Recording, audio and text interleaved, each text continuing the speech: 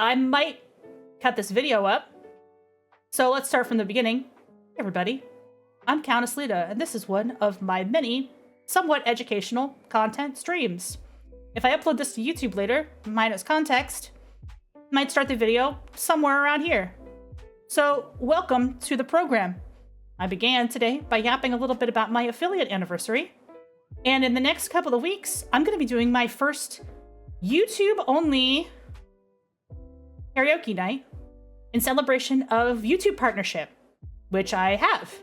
So I am going to unlock super chats and YouTube emotes for people who would like to partake in that. And if you want to hang out with me on YouTube in a couple weeks, I will post the date on my YouTube channel and on the Discord. Of course, we have a Discord, !Discord if you haven't joined. If you want, no big deal. And on Blue Sky and on Twitter, I will post all the dates. So we're gonna have our first YouTube karaoke, 90s only karaoke. We're gonna do all 90s by request. I put in a vote for it, and I thought it'd be fun to do it as part of my first YouTube partner with emotes typey stream. I will generally be co-streaming on weekends. Sometimes I only stream on Twitch, especially if the stream is very freewheeling like today's stream. So if you like the educational content, sometimes I upload the VOD later. So you might be watching this in VOD form. If you are, welcome to the show. That should wrap that up. Hello. So on the screen here, I have my chalkboard because I am a teacher and I'm going to teach you some new stuff today. We're going to be talking today about interactive fiction. And let's get that up on Still Store Canva. Boom. All right. Sorry for the backward ends. This is a weird font. Hang on.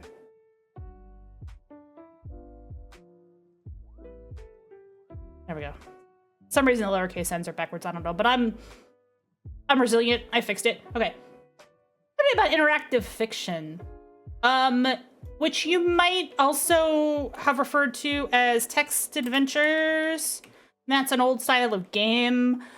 A lot of people are familiar with this style of game because they played like Zork or Hitchhiker's Guide, which are kind of associated with the 1980s. So the most commonly known, most famous style of this game is probably Zork. And we can find Zork just so you know what Zork looks like. If you didn't know what Zork looks like, we can play Zork. It's online right now. We're launching a DOSBox Zork emulator. Ooh, this is shiny. Let's quickly go into that so you can see what this looks like here. Oops, that's the wrong screen. Oh, there we go. Zork looks like this. Black and white screen. Don't worry, I'm fixing this. So this is what Zork looks like. This is like old terminal font. I'm gonna move it a little bit so you can see it better on the screen. Yeah. Zork, the Great Underground Empire. There is a small mailbox here. You are standing west of house. Looks like there. And then I could be like, oh, look, house. And that doesn't work because that's freaking Zork. I don't know. There's a small mailbox here. Open mailbox. It's on mailbox. Oh yeah, get leaflet. And these are this is like the most well-known game of this type.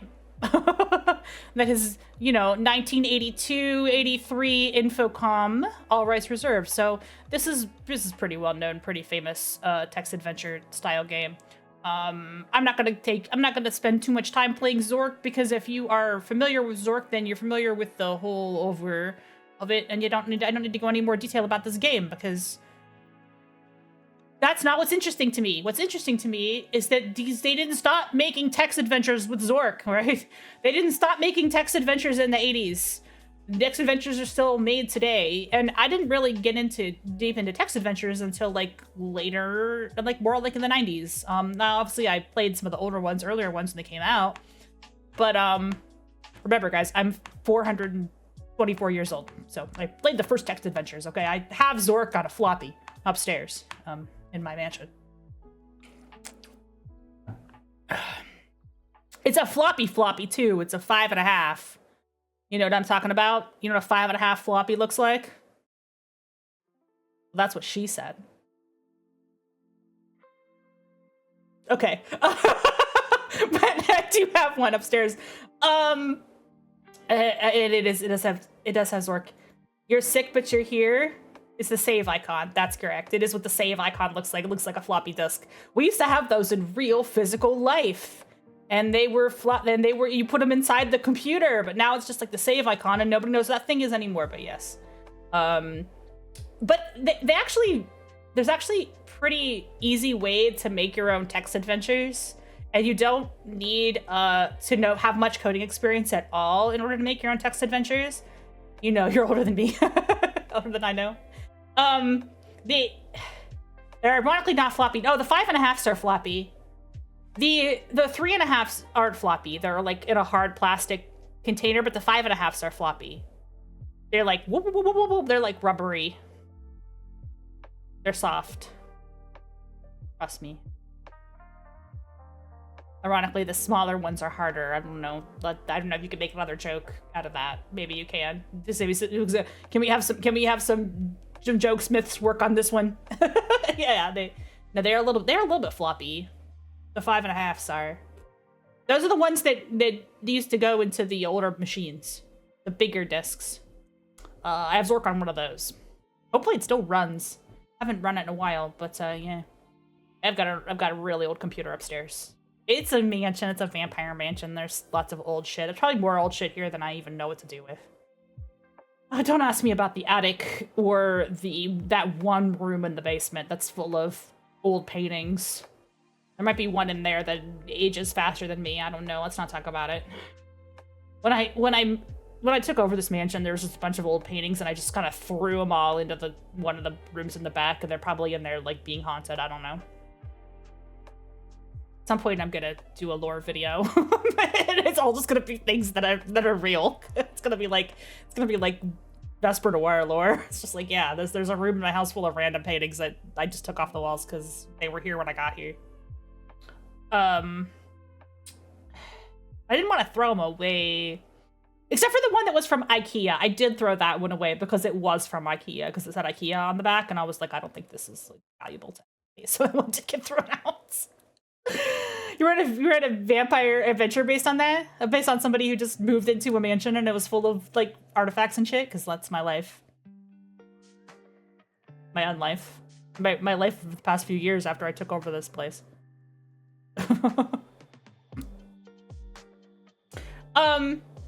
Where was I? I was talking about floppy disks.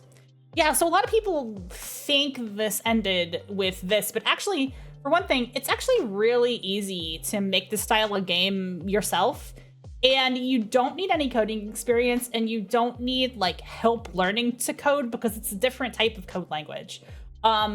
Which is to say, you can use a little thing called Inform. Now, the website is Inform 7.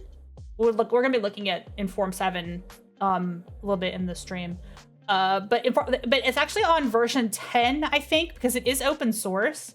So it's open source, it's on GitHub. If you're familiar with any of those terms, like as a computer science person, cool. I mean, if you're that kind of like nitpicky and you want to dive into the source code for the code base, like you can, like if you're into all that. But to actually learn to code in Inform, you don't actually have to know that much about coding to get started. Now, once you start to do more complicated stuff, you do have to know about coding, but it's more like understanding the logic of how code works rather than understanding like the syntax of code, because Inform 7 is a natural language coding language, which is to say that you code in complete sentences, which probably seems really inefficient to anybody who's like used to coding in much shorter sentences, but it's great for people whose primary way of engaging with code is actually writing, if you want to write a style of game. So if you want to write a game that's like a text adventure, all you need to do is boot up this thing and you can write whatever kind of text adventure you want. And the cool thing about how simple it is to learn to use as a coding language is that it means that you can do a lot more writing, because there's some overlap between people like me who can both code and write. But some people are much better at writing. Some people are much better at coding, and you can work together and like collaborate, and like the writer can write and the coder can code. But if you have like a text adventure in your heart that you want to create, maybe it's more efficient to like learn a really simple coding language and then code it yourself. So a lot of the games that we're going to show today are coded in either Inform or in I have one that's in TADS, which is another similar coding, like it's a different coding language, but the output is the same. It creates what we call a parser fiction. So parser, the parser is the little cursor that you type into that you say your commands to, okay? That's called a text parser, because what it's doing is it's parsing your input and then, you know, creating the various output. So the parser is like the line that you type into, right? And there's not that many types of games that are driven with a parser. When they first did like King's Quest, like the earliest King's Quest games, they're graphical parser games where it's an adventure game, but it's not point and click because they didn't have, it was like Zork. It was like they took, let me see if I can find a picture of it actually, because this is kind of like a middle, like the earliest King's Quest before they revamped it. It's parser based. I don't know if you've even played King's Quest, but I'll put it up on the screen here. You can see it. So that's what it looks like. And you see this little thing down at the bottom here? That's the parser. So you typed in like go east and you would type it and then your little guy will walk across the screen, right? And that was how you like played the game and solved puzzles. So even this is like Zork itself is like one way of doing it. And then as we moved into more graphical games, they didn't leave this behind for a longer time. And then eventually this became the point and click adventure, but you lose like these different verbs. So like this got really, really, really simplified down. Used to be you could type anything you want into this little box and the game had to guess like what you meant by that. And a lot of times, like you saw earlier with me and Zork, where I'm like, I don't know, look mailbox. It doesn't understand looking at a mailbox.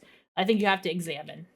At least that's the way it is in, yeah, that's the way it is in a lot of the Inform 7 games as well. So the examine to look at a specific thing, look is like a general command to like look around the world around you. And all these games have that sort of universal language that you kind of learn over time when you're learning how to interact with these interactive fiction games. So I use this phrase interactive fiction because that is the more common way of talking about it.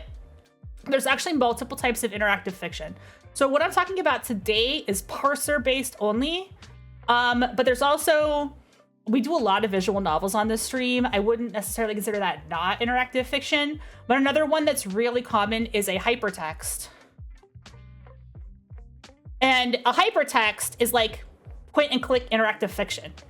So examine booze, yeah, exactly. Get lamp. You get flask. You cannot get flask. Hypertext is like point and click interactive fiction. So you're reading a line in a story and something's interesting in the story, or it like gives you a menu of things to choose and you click on that. Now, hypertext doesn't have to have text per se. Myst is based on hypertext. And it doesn't have that much text unless you like open up a book. But like a lot of the hypertexts that are more modern are made with Twine. And Twine kind of exploded on the scene like 2010s, and it sort of became like one of the more predominant ways of doing an interactive fiction. Not that parser like died out, so to speak, but I think all of my favorite like parser games that I'm going to talk about tonight are a little bit older, by which I mean they're not from the 80s, they're from the 90s and 2000s as per my little header down below there. So talking about stuff from like the 90s and aughts in this stream. If anybody has like other great examples of parser fiction that they've read like over the last couple of years, I've heard that there's like a Gunvolt one, like I don't know what's going on. So like if there's other stuff, like we'll do it on the stream, we'll like do more of them. I'm basically just gonna do like a little tour of some of the ones that are from that era of like the aughts before like hypertext became a little bit more predominant in interactive fiction, because I really like the parser style stuff. And I want to clear up like a super common misconception that I see a lot of people have, which is that like these games are not MUDs. These games are not MUDs, you guys. All right, okay. There's a hypertext and there's a parser fiction and there's parser IF and there's MUDs, mucks, mushes, moos. There is an IF MUD, which is like more of a hangout, like more of a hangout for people who write IF. but a MUD stands for multi-user dungeon. Or multi-user domain in some cases, but dungeon because they're kind of like for D&D style dungeon crawls. So the earliest like still running MUD is just called MUD 1, although, you know, but that's like British Legends, I think is the other name for it. Multi-user is a requirement of MUD. So when you see somebody playing like a Zork style text adventure, and you're like, oh, it's a MUD. No, it's not. That's not a MUD. A MUD is multi-user. That's what the MU stands for. Get it right or pay the price. There's different types, right? Many of you, like if you're watching this stream, half of you are probably already familiar with Mush. It's like a role-playing focused, which stands for multi. But some people out there might be finding me for the first time, so that's what that stands for. That's what it stands for. And there's also Moo, multi-object orient. That's where. Those are like more about building and crafting. And they all have like their own little esoteric coding languages and stuff that they use to operate. So if you're looking at like multiplayer, it's a M. Usually this is referred to as like, oops. Oh, is there no asterisk in this? There's no asterisk in this type's 8 with a star. It's usually referred to MU star. I can't use this font. My chalkboard font. I need a better chalkboard font. One with a star, one with an asterisk. Usually referred to as Muse. It kind of encompasses like the whole genre. I forget what muck stands for. Does anybody know? What's muck stand for? Or is that just the first thing I clicked on is Wikifur.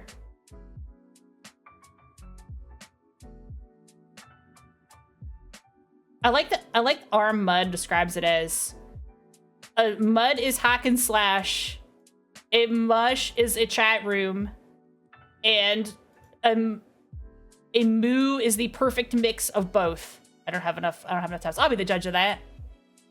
I'll be the judge of that.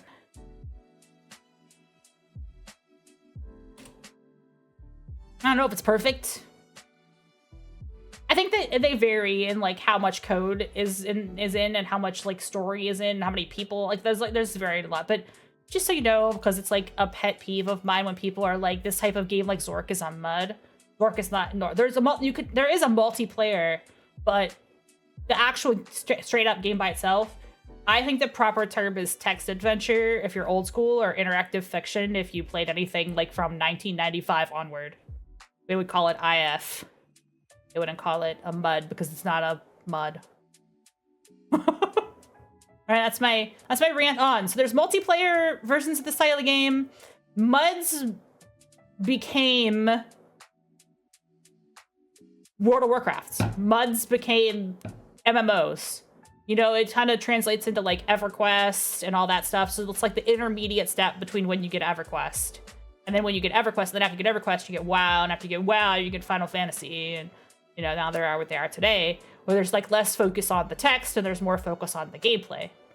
But there was a lot more typing as well, like back in the earlier days of internet gaming, and it's just today there's still people who like to type, who became very, very fast typers due to role-playing in chat rooms.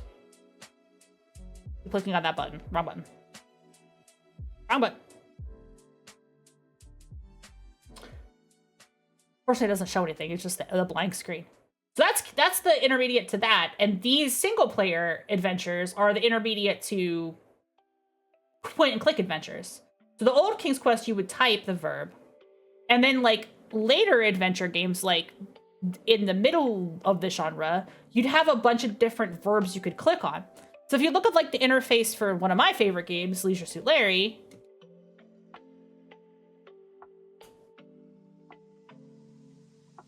see if we can find an image of that game. Yeah, there we go. Oh, my favorite babe, too. But you have to get a drink around here. I love her. Wife. The verbs are here. So in King's Quest, you would type your verb in this little box down here. You're gonna verb. And in Use Your Suit Larry, you have optional verbs. So instead of being like, I have to guess what verb, which is like a common problem in these text adventure games, it's like, I don't really know what verb to use. The verbs are listed here for you. So you've got exit, you've got look at something, you've got touch something, you've got pick something up or get something, you've got talk to someone, and you have the zipper verb for when you want to zip something or perhaps unzip something, because it's Leisure Suit Larry. But those are your verbs, and then you have your objects down here. And this eventually like transitioned to a type of game where you don't have this anymore. You just have clicking, and clicking on something is context-based. So instead of having to select talk and then click on the babe, it would just assume that you wanted to talk to the babe if you clicked on her, right? Or something like that. That's Marilee, by the way. I'm not. I know the names of all the babes. What do you think I am? Some kind of rank amateur? So you imagine you want to talk to Marilee. You click on this here, and then you click on her. And if you want to just look at her, then you click on this here, and then you look at her. And if you want to touch her, you probably should ask her permission first. Especially if you're going to use this icon right here.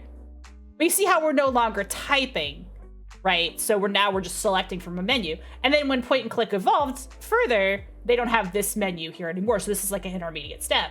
So if you look at something like this, you got to guess what you can and can't do. And if you can't, you know, I'm typing touch mailbox right now. Fiddling with the small mailbox has no effect. So like touch is an available verb. I don't think I can get the mailbox. It is securely anchored. But there's things that it won't understand, right? Like, I don't know, fly. I don't know the word fly. Can't fly. It's not fly enough. Can't do that. So there's verbs that work and verbs that don't work, and it doesn't know the different verbs. That's basically. I'm like, there's a lot of what I would consider like common verbs that are used throughout these games. So you kind of learn the language and you get accustomed to them. And then you know, learn how to play the game. So welcome to Zorg's Game Adventure, Danger and Low Cunning. We are now in ads. I'm gonna keep on rocking, but if you guys are missing ads, I will not actually start the games until we get out of ads, so I'm just gonna ramble a little bit longer. Actually, nah, I think I'm gonna refill my water. 2 minutes. Okay, I'm back.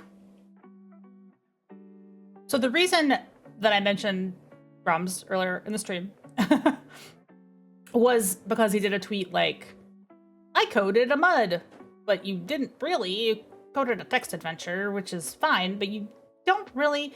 It's not hard to code a text adventure, not because it would be hard to code one from scratch, because I think it might be hard to code one from scratch.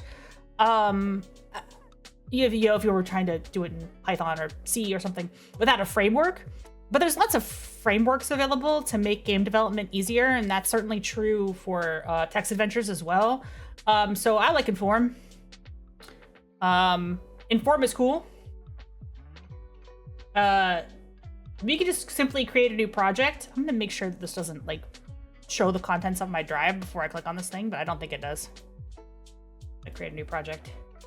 Oh yeah, it just literally says users. On the computer I'm called user, so I don't dox myself. So I just want to be sure. You know how I am very paranoid about that because you know, it's basically like so there's still like, man, Philadelphia has some shit going on. That's awesome. Man, I'll go to the IFTF. What the fuck? I'm gonna crash that shit. I'm gonna show up. What's the worst they can do? Kick me out? I know what I'm doing. I know how to write Inform. Yeah, we can totally just create it. You know, totally just create like a my.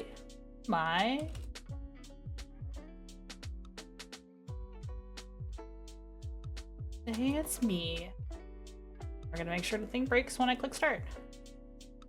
Okay, yeah, they did break a little bit. Just because it's so huge on the... I can resize it. So one of the cool things about this Inform is that all the documentation is right here in this tab on this side. And it tells you everything you need to know about how to create stuff in this language, like in the documentation. Now, is the documentation like the best organized? No, it can be a little confusing at first, but they have this thing called a cookbook as well. You can actually like check for examples of different stuff that you want to do. So it's like, they're called a recipe book. So like how to use the recipe book, it tells you like how to make stuff. So like say you want your game to have like different kinds of places. This is like one of the easiest things to start with, right? So you can just create a room. And the way that Inform works is it's extremely like natural language based. So basically you just type something like, there is a room called the attic. The attic is described as, and then you just type what it is in the game. Right? The description, oh, you type the description of the attic is a hidden room in the highest levels of the mansion. The floor here is very unstable. And now that's what the room is described as. And if you were to run the game, that's what it would say. And you would start in the first room. So you can create like different rules for how to write certain things. So here's like this, for example. This might be kind of small on the screen too. So maybe I think I will like make this bigger so you guys can see the stuff. Because we're going to be doing a lot of text today. So, rule for writing a paragraph about Mr. Wickham. Mr. Wickham looks speculatively at list of women and location. We'll count Wickham and everyone he looks at as been mentioned. We'll not refer to them again through the description. Inform prints the initial appearances of objects that are marked. So if you say something like, in the attic is an object called, I don't know, a knife. And you say the description of knife is it's looking kind of dull. And now that is in your game. You just write that. And now it's in your game. You write in sentences. So it's really interesting to learn how to write this. And like it's still programming under the hood. So they have like rule for printing the name of the bottle when not inserting something. If the bottle contains sand, say bottle of sand. Otherwise, simply say empty bottle, omit context and listing. Little interesting stuff. Like look at an example for night sky. Sometimes the planetarium is a room. If we've examined the sinister message, a dark room where it seems something is about to jump out at you. Otherwise, a dark tranquil room with a ceiling full of stars. The sinister message is a thing in the room. In the planetarium, a message is taped to the wall. The description is beware. Test me with look X look. This lets you like know how to look at stuff in the room. Are you guys catching any of this? A room's description changes depending on the number of times a player has visited. So you can see already that this is, by design, much more sophisticated than the older stuff because people wanted to do like more storytelling with this than was available and like simply like moving around and picking up items. So that you get into these games that have like complicated NPCs that you can have long conversations with. You have like rooms where different stuff changes depending on, this isn't just like text adventures. I think the first thing people think of is like either like a haunted house type thing or like a cave crawl because like the first things were dungeon crawls, right? So like the Zork is like not the earliest example. There's also the Colossal Cave Adventure. The Colossal Cave Adventure is like literally like in a cave, right? But there's all these other types of games that you can make with this if you like think about the different ways you could create a story. You could write a story about almost anything.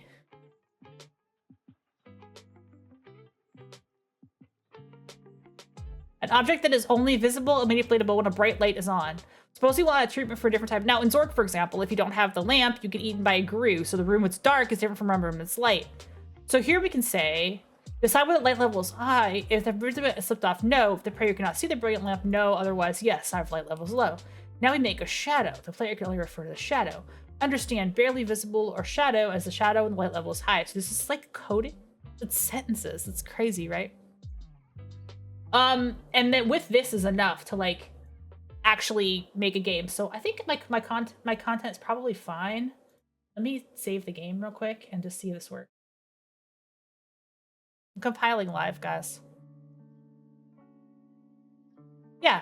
So now we're in the attic, a hidden room in the highest level mentioned. The floor is very unstable. You can see a knife here, because the knife is here, right? Because I just typed the code that there's a knife. Now if I examine the knife, what would we expect to see? The description of the knife. We did it. We made a text adventure. And it only took like a couple minutes. Now, if you're, that's obviously like you can't do anything else with this, but you could say, there is a room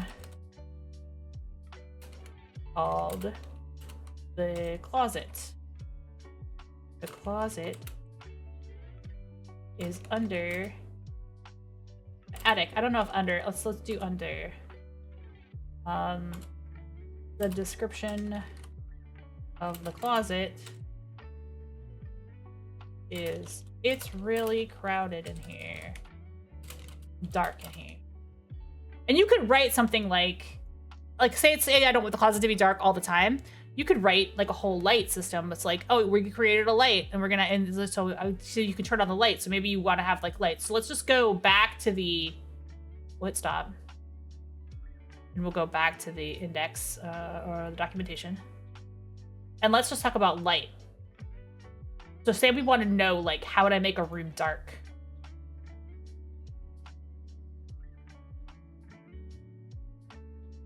Okay, here we go.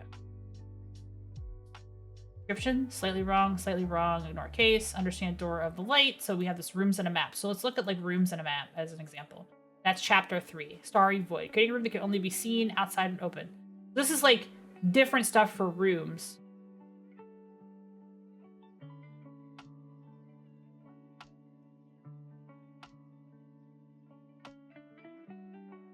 Closet is dark. And then you could write like, that there's a layup inside.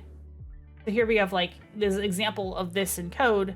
Magician's booth stands in the corner. If the magician's booth is closed, a crack of light indicates way back out. Otherwise, the door stands open. So you can see like closed doors versus open doors. Doors are a pain. And stuff like that, basically. Props, food, clothing, money, etc., etc. Place, commands. You can create your own commands. And a lot of these games have like funny joke commands in them and stuff like that. So I should be able to, with my game that I just created. Let's see, I kind of didn't do like west and east, which is like the more cliche way of doing it. Oh, report on translation. I have to go back. As I read a closet and under the attic, therefore it makes sense. I have to do this with the correct. Let's just say south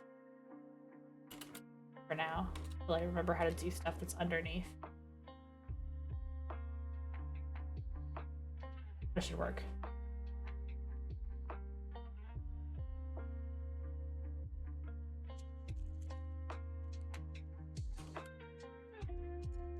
If I type go south, it's dark.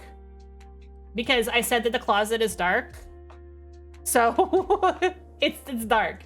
If I literally wrote the closet's dark, so it's like, it's darkness. So I would need to have a light in there, right? So if I take this sentence out,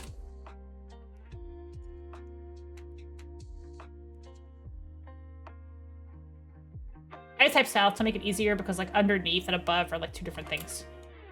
Now I'm in the closet and it's crowded and I can say it's dark, but it doesn't count as darkness because I didn't say it's dark. But if I typed it's dark, you can see that it said it's dark because you actually have to have an object like a light in the room. That's how simple it is to use this.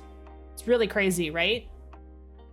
Go forth and create. So the rest of the stream, this is just my very, very, very simple, like, here's how to get started with this in Form 7 stuff. From Form 7 version 10, so form7.com is the website. You want to learn more about this. But what I want to do, if people are here, if you're not down for it, no big deal, but I think it's fun. We're going to look at games from like the 90s that use this type of interactive fiction parsing. Starting with some really, really, really simple ones and work our way up to maybe a longer, complicated one if we have time. I like to start with the simple ones because they're more intuitive. And Has anybody played these, by the way? Am I preaching to the choir with this? I mean, you guys still out there? You guys played these? Because I said I'm going to do a stream of this stuff, and people were like, oh, that's cool. But if it's just me playing games that I've already played, it's less interesting than, like, me playing stuff that people haven't seen before. This is Sam Barlow's Isle. That is the same author as some games that you may have seen me stream before, including Immortality, which was a really, really fun stream that I don't have uploaded to YouTube because there's tons of titties in it. But he's actually is the same author. So this is very early work. From 1999. Now, it's considered slice. It's written in Inform 6, which is the previous iteration of Inform. Inform 7 has been Inform 7 now for a super, super long time.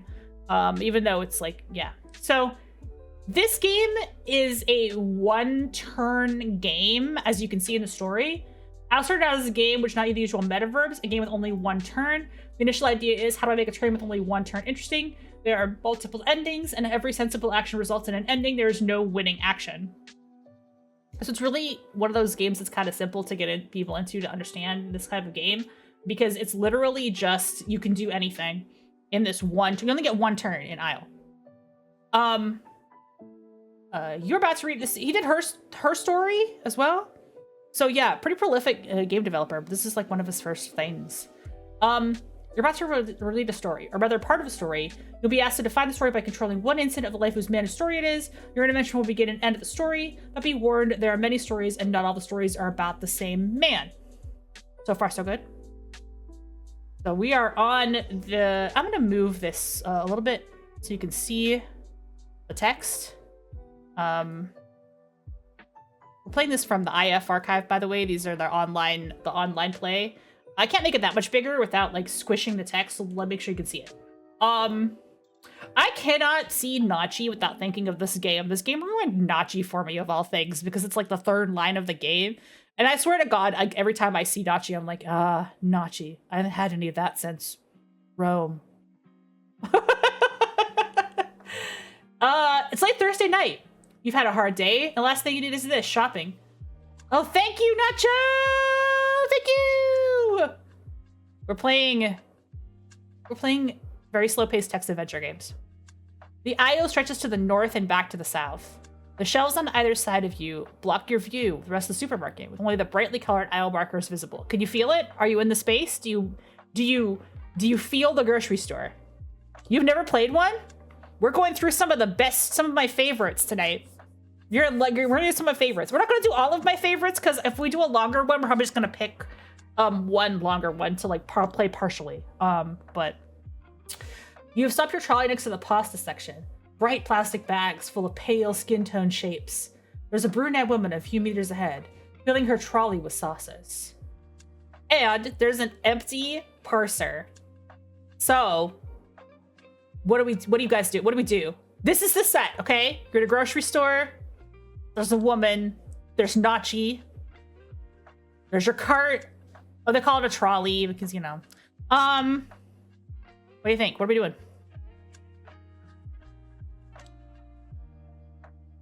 We only get to do one thing. I'll let you guys decide.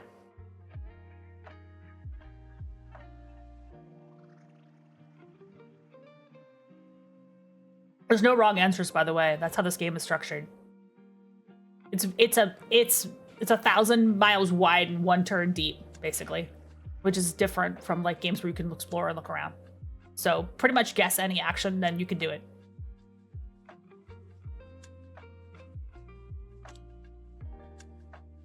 Obtain beans. I don't think obtain will work. Let's try get beans. No beans. Well, okay, there was some wrong actions. Get sauce. Try sauce. There we go. We did it. We did it. We did it. We got sauce. There's no beans. There was no beans in this aisle.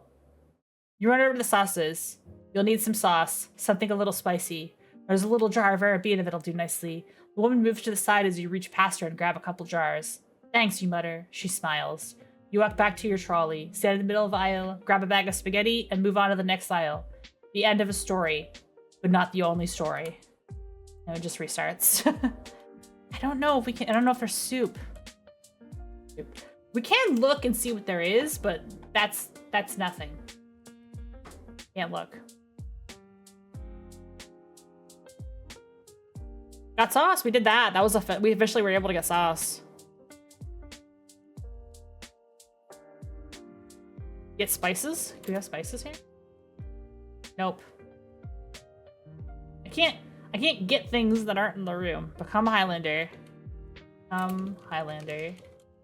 No, sorry. There's no become verb in this. There's no become verb in this. There's no become verb in this one.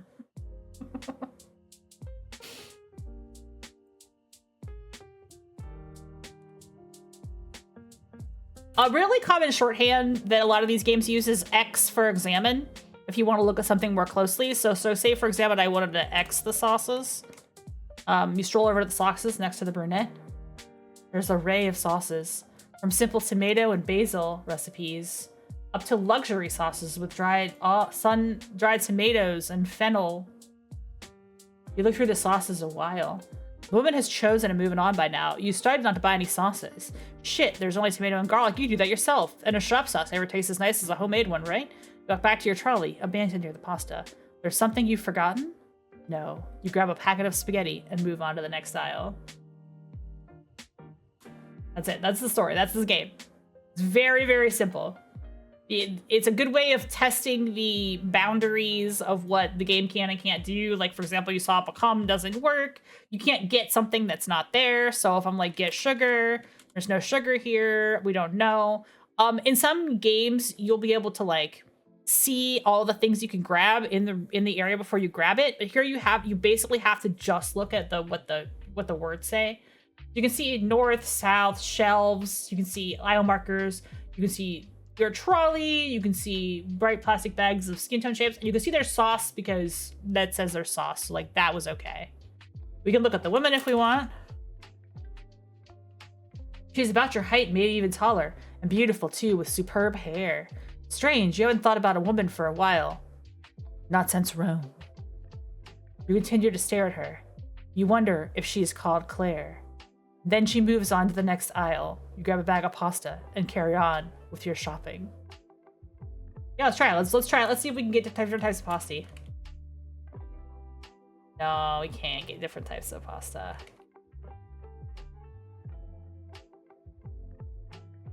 Oh, you can't get spaghetti though. You can get spaghetti. The brunette glances up as you wheel by. It's not really very deep, but there's like this like undercurrent of some kind of, this guy has a tragic backstory about Rome that you don't know what happened in Rome. Solnado? I don't think Solnado works.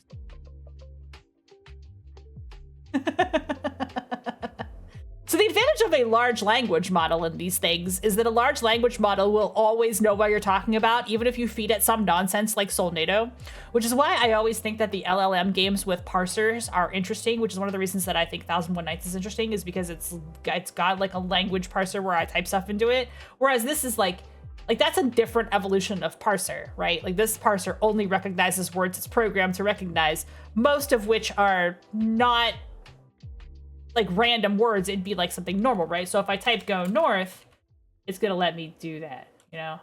Or if I type go south, it's gonna be the same. It's gonna be like, whatever it was you can't remember, the brunette is gone and the aisle is empty. But if I get the nachi, maybe it'll unlock a memory. You'll have that tonight with some olive oil and a few fresh leaves of basil. Just like Rome, but without Claire. Dun dun dun.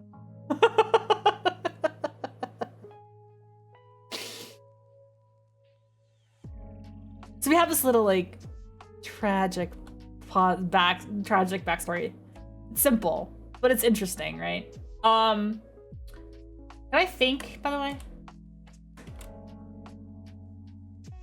So now that I know a little bit more about this character, what happens if I choose to think about something? Like Claire, for example.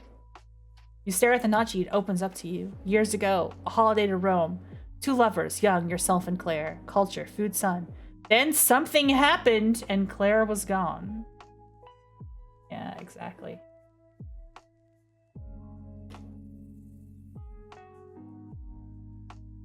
You focus on the nachi, and whilst the little flowery balls remain the same, everything else changes. There's actually a lot if you think about nachi. There's a flush of noise in your ears, the cold air pushed away by the warmth from tabletop candles. A friendly waiter approaches. Nachi for two? His English is correct with a European slant. You nod. Prego, you volunteer as he lays a plate before you. Claire pregos too as she presents her plate. He asks if you would like a bottle of wine. Uno vino rosé, you reply in half Italian. He scurries away, whilst the small waiter hurries to you and puts a basket of bread and sits on the table. Claire pregos too. Yeah, it is what it says, yeah. It does say Claire pregos too. That is a sentence that it says. You take a fork and spear a bite of nacho, dunking the sauce. As you drop to your mouth, your eyes level with Claire's. You shake your head and are back in the supermarket.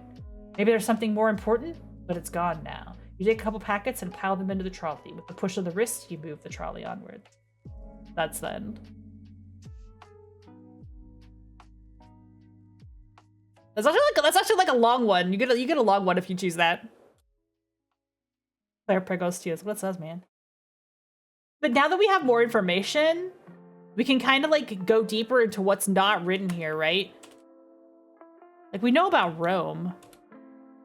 You pick up the nachi and stare at the illustration of Piazza Venezia on his packet. You remember sun, heat, food, pasta, sauces, wine, love, ancient, modern Italians, American love. And ultimately pain. A pain you thought you had forgotten. Like a cancer turning to wreak havoc again, the pain resurfaces and tears through the thin barriers you erected. Tears flow.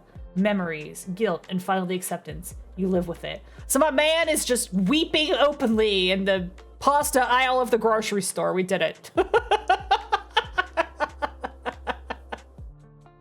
I made a man cry in the pasta aisle of the grocery store in my first attempt at it. Now, maybe this is all a little bit heavy. It's a little heavy. There's, you know, a little bit of sadness. Don't worry, I have a solution for you. Here's a game called Pick Up the Phone Booth and Die.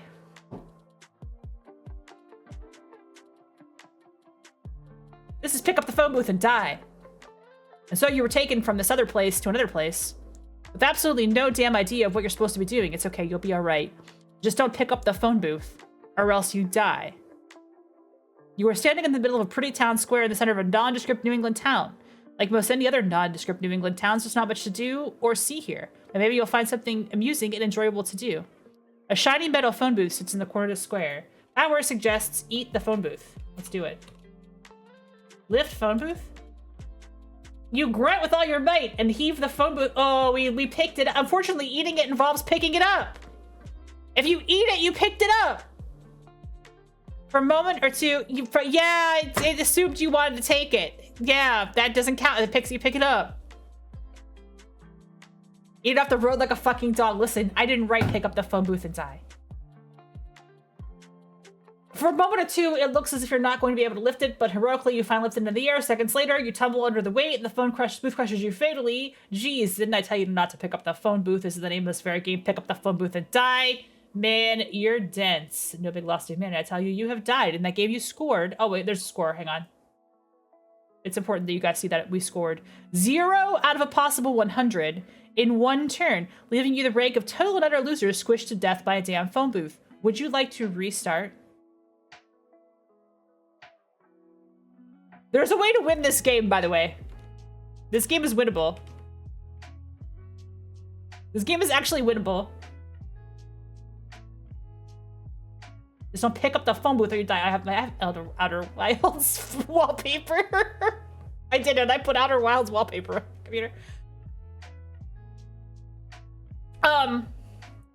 A shiny metal phone booth sits in the square. Guys, we can't pick up the phone booth or we'll die. Any other bright ideas?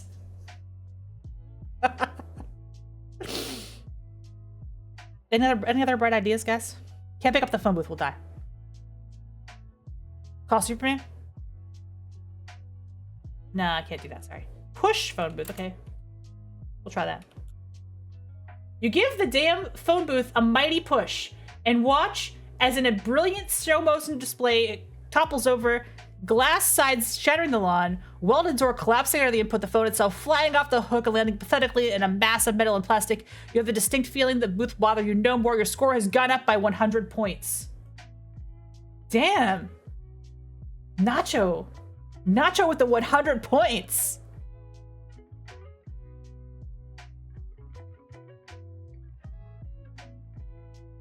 You were standing in the middle of a pretty town square in the center of a New England town. Like most of their nondescript, a fallen phone booth lies crumpled on the ground. A familiar sound comes out of the phone receiver, lying pathetically on the ground.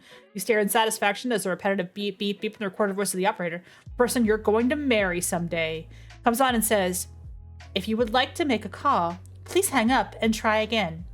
If you would like to make a call, please hang up and try again. You have won! In the game, you scored a possible 100 out of 103 turns, giving you the rank of phone booth pusher over extraordinaire." Fuck that phone booth.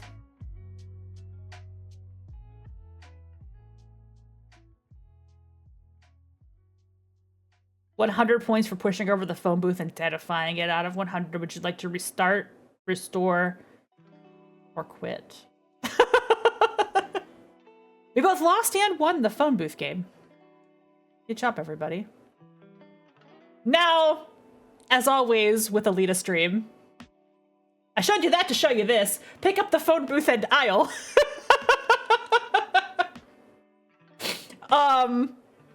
Which is what happens when people just smash both of those games together on one drunken weekend and a bunch of co-authors.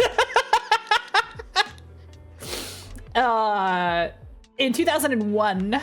So we're in the time machine right now. We're in the time machine.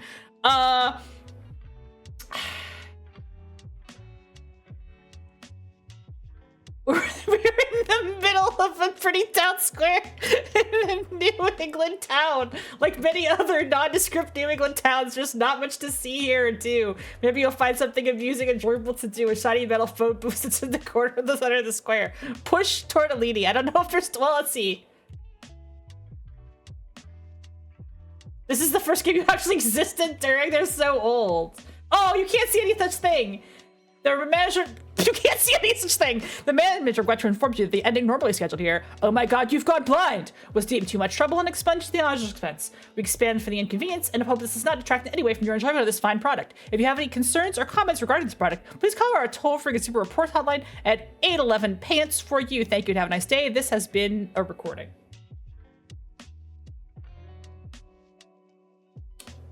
All right. Let's restart that. Pick up Nachi. Do you want to pick up Nachi? Oh, you can't see any such thing. There's no Nachi here? What? Lame.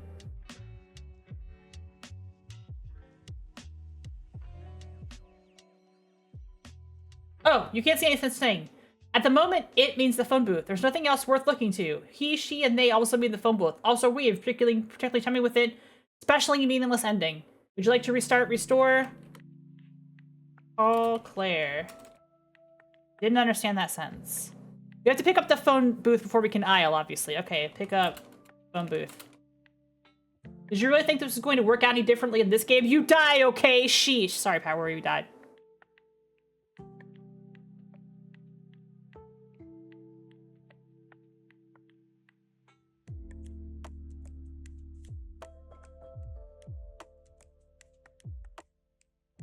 Pick up your magnifying glass to examine the phone booth more closely. Truly a 1937 model of the 4C series, quite a find. You must jealously guard this treasure, lest another member of the Phone Booth Appreciation Society photograph it and publish his results first. As you rest back to get your camera, you see David Morgan Barr sneaking into the square with his tripod at the ready. He must be stopped. In the ensuing fight, you end up accidentally photographing him standing in the booth. In the copy printed in the PBAS journal, that's the pickup, I don't know what that means. His pain grimace is mistaken for a smile, and he takes all the credit. You have not been recognized.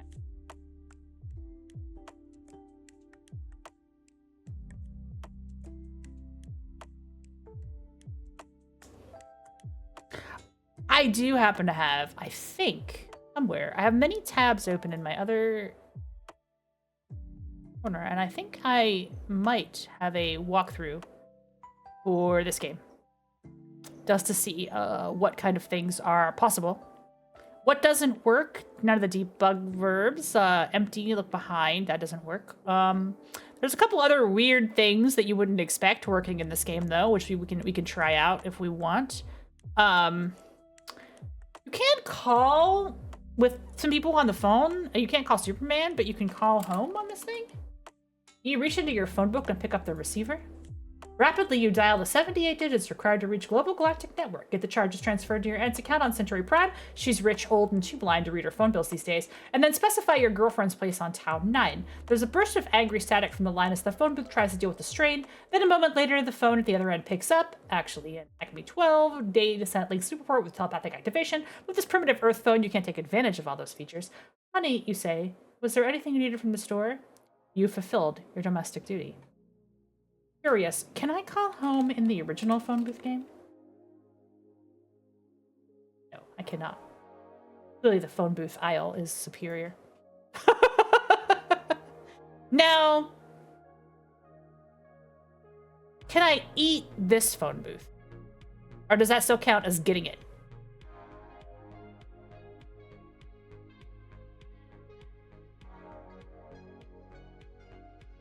You can eat the phone booth in this one. Ah, yes. The nachi flowed freely that week in Venice. She looked at you pleadingly as she bled slowly on the checkered tablecloth, gasping, "My love, do you forgive me?" As you opened your mouth to answer her, a low plooping sound descended and all became black. Several weeks of hell in total darkness followed, culminating with your joining a bell choir and learning from a young boy how to cook Italian food with moss.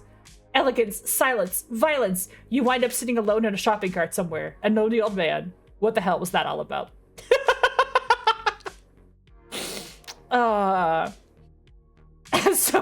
So while Sam Barlow's aisle may be slightly overwrought, it was extremely important for other authors to take the piss out of it immediately. So you get this lovely trilogy. This lovely trilogy of video games. What else can we do in this particular game? Don't hesitate to come up with stupid shit that you could do in this game, because a lot of these verbs do work.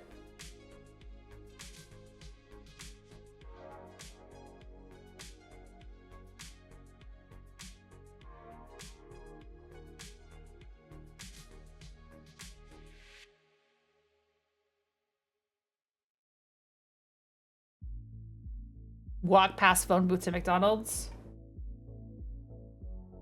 I don't know if that works. No, we have to restart. I think I can go places though. Like I can go north or something like that. So, you know, you can, oh. That's actually really weird. You also thought this seemed like an odd place to meet before an expedition, but as ever, Captain Oates arrives on time to do his duty. The slog from the phone booth to the pole proves arduous. So arduous you never actually make it. Odd enough it seems, after Oates steps and gives his life for you, manage to be eaten by the dogs, who make their escape back to the booth to call huskily for help. You have died.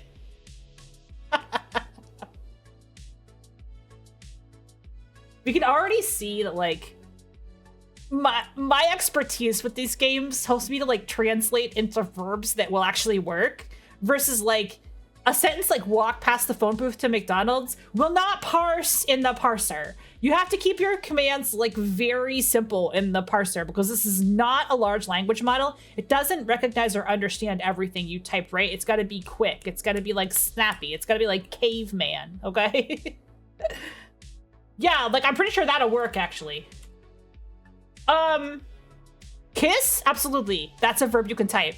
A total spray, toilet plume, a spray of water droplet which rises up into the air every time you flush your toilet, which then spreads throughout the room and settles on every object in the room, including your toothbrush. Bearing this in mind, you decide not to kiss the phone booth. Okay, but why is there a toilet in the room with a phone booth? That asks me some questions. Why are we talking about toilets? There's no toilet, okay. Cry and booth? I don't know if I can cry in the booth, but no, I can't cry. We don't have cry. Sorry, guys. We did make a man cry in aisle, but we can't just cry. We have to, like, think of a reason. We have to think of something to cry about. Do I have think in this game? Nothing immediate results from your thoughts as usual. Could I think about Claire, though? No, okay. I can't think about stuff in this game. This game doesn't have think about. They're all a little quirky, a little bit different. Sometimes you need to make a call on the throne, that's true.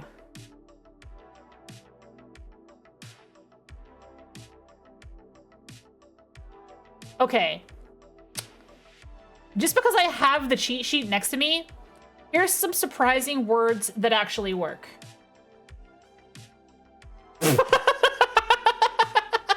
Win! Okay, you win. Okay, great. Hey, hang on. I messed it up somehow. Restart. Alright. Win works. Pray. A passerby notices your prayer is moved. She joins you, and within minutes, a small crowd is developed. This is the beginning. A month later, you are on TV taking your prayer to the nation. A Senate bid follows, and before you realize, the whole country is moving, with you ever rightward. Then one day, Jesus arrives. He takes you to heaven, and you live happily ever after. You have won. Dark.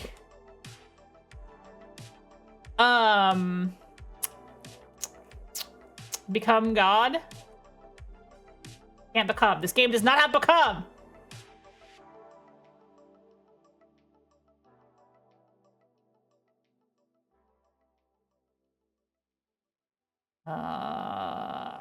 Okay.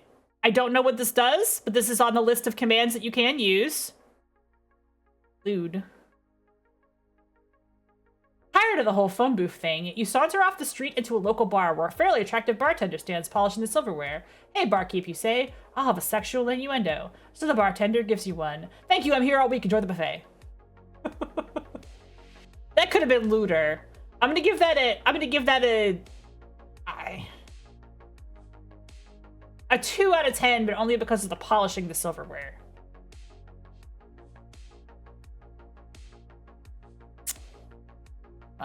Push phone booth. See what happens if we win. You may recall, in this original game, the action won the game. I guess that's why you tried it. Full points for good memory. Nacho, did you look up the solution to the previous game before you tried the push, or was that just a complete... Can you attack and dethrone God with a phone booth? I don't think you can attack God, but I think you could attack the phone booth. You just guessed. You were just a phone booth massacre. Sometimes even a quick game of U.S. men's Olympic hockey team challenges isn't enough. Take that, you booth. Pawn of corporate greed before you crumples before your mate. Glass smashes, metal bends, and you barely even notice the sirens in the background drawing near. Your escape didn't last very long, but hey. I guess the hit point was to hate off phone booths and lift it to work and shove it over like cow. That's correct. That is how you win.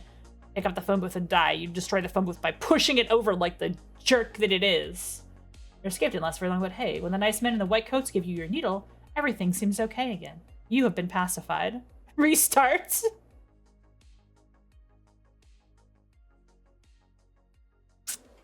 Now, a lot of these games have a verb called amusing that will just tell you, like, funny things that you can do in the game after you've already beaten it, like a little cheat sheet. This one just gives you just about anything because it's a joke game. But yeah, absolutely. A lot of games have amusing.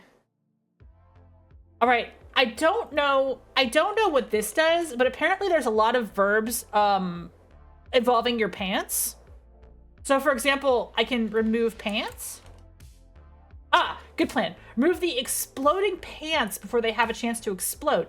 Quickly, you doff the vile garments. Egad, you only have seconds left to get rid of them, so you open the phone booth and fling them inside. I'm sure the phone booth is made of cheap glass and for some reason contains a bag of loose nails. No, wait, it's not the phone booth that contains cheap glass and nails, it's your perforated body. Ouch. Not only that, but the worst part is when they find your body in the morning, you aren't wearing any pants. I don't know why we had exploding pants, but now we have exploding pants. But now that we know the pants explode, we can try just disarming our pants. But that doesn't work. Because why would you have to disarm the pants?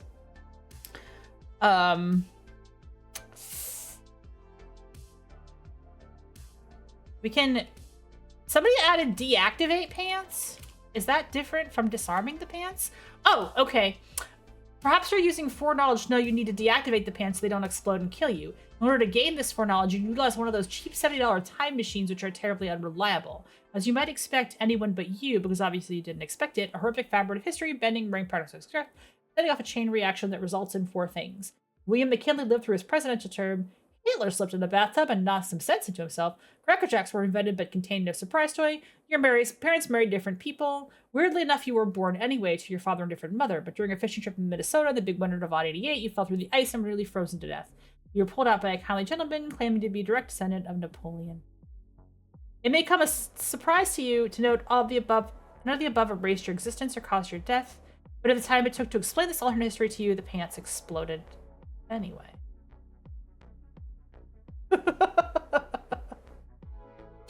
Listen, I don't know why you have exploding pants. That is just the game.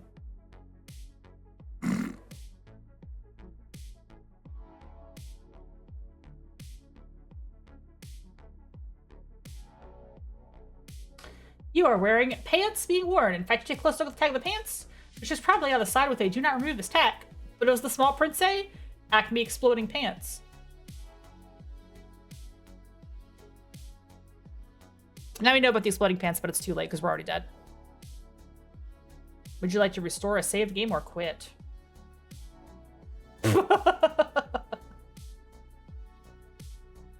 So that's nerdy writers doing humor.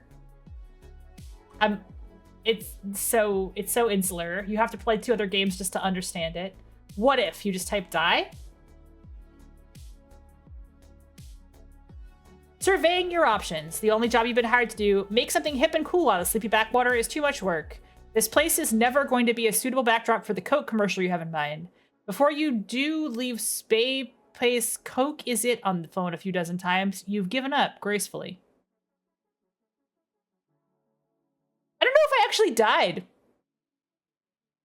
I think I just quit my job as an advertiser in this particular ending.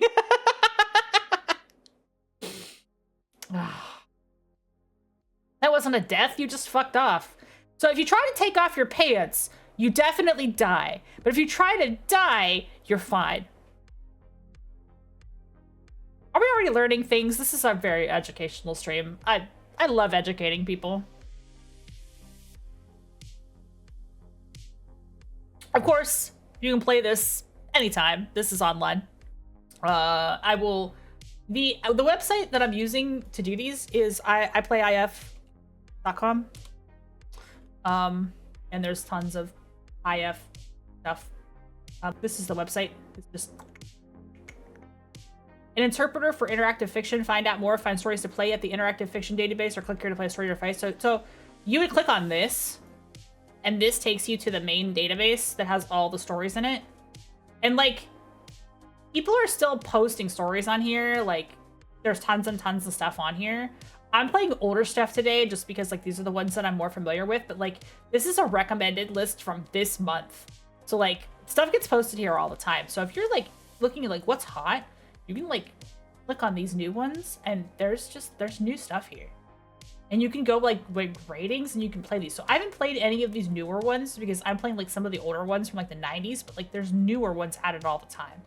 So check it out, maybe, if you are interested in these, because this is the website. It's ifdb.org is the primary website that this all lives in right here. So yeah, it's pretty freaking cool. I think it's awesome.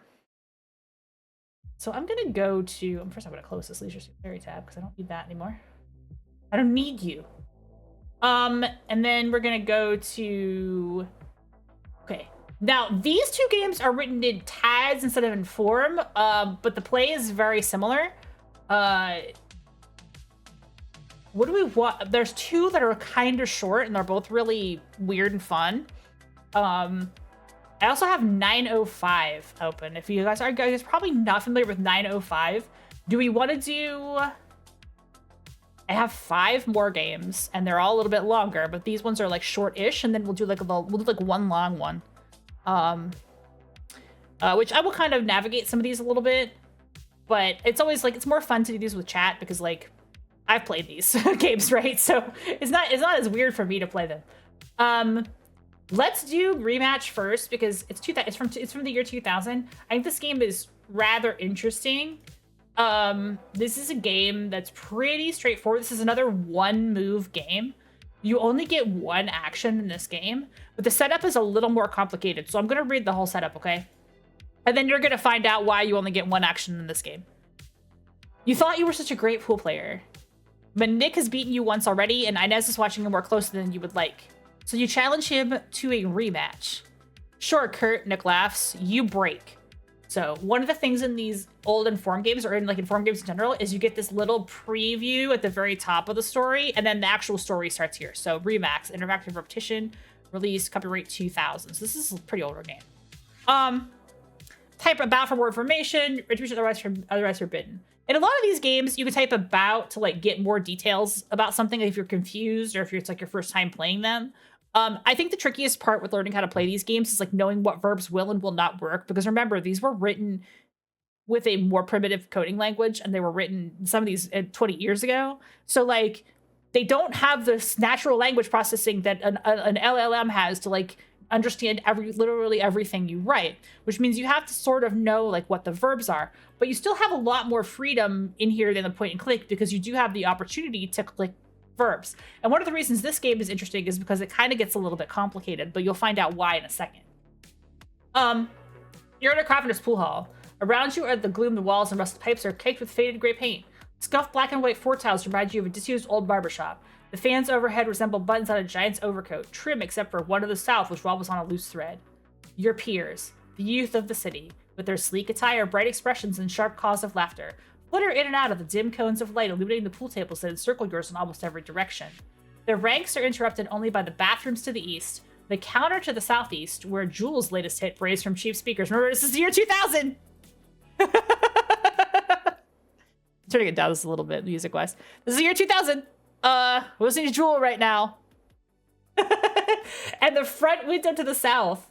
On your table, the pool balls have been arranged in the starting triangle and awaiting your break. Inez's knapsack lies on the ground nearby.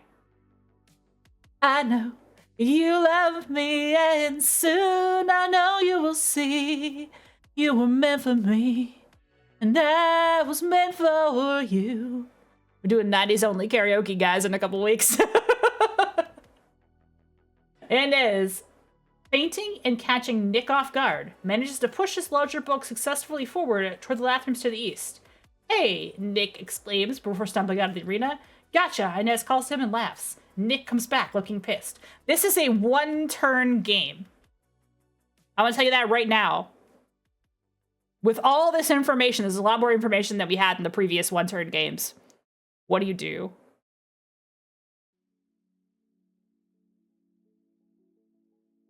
Chat.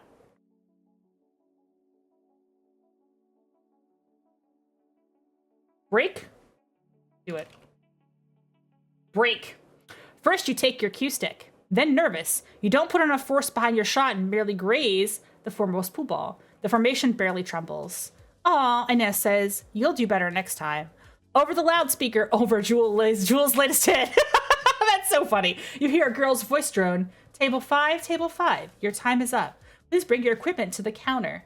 In response, you see a commotion at the pool tables numbered 1 through 20 to the northwest and, curiously enough, at the pool tables numbered 100 and 200 to the southwest. The glass from the front windows disintegrates and sprays like water in all directions as a blast SUV explodes in the pool hall. The wheels locked at fishtails across the smooth floor tiles. Nick, the closest to the window, disappears under the vehicle's wheels. Before you can move, the SUV hits your pool table head-on, crushing Inez into the tabletop with a wet thump. The pool balls swarm toward your face. You've lost. Now, I'm gonna tell you something. That happens every time, but it's not arbitrary, like pick up the phone booth and die. This game has the same outcome unless you figure out how to change that from happening. And you can change that from happening. You can actually stop that from happening. But how? So, this game is a little bit like a time loop game.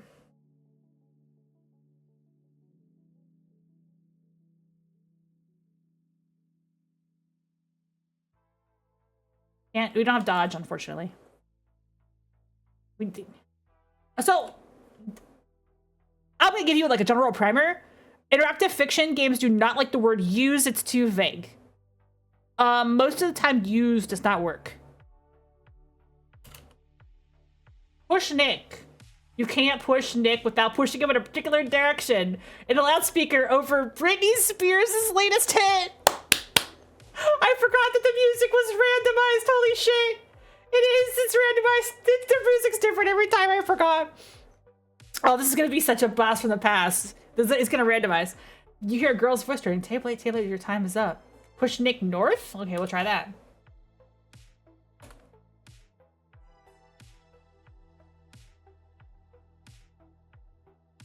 Slightly different. I'm going to read this to you. Blink 182's latest hit, praise from cheap speakers. Inez and Nick are standing nearby. She asks Nick about Nick's arm.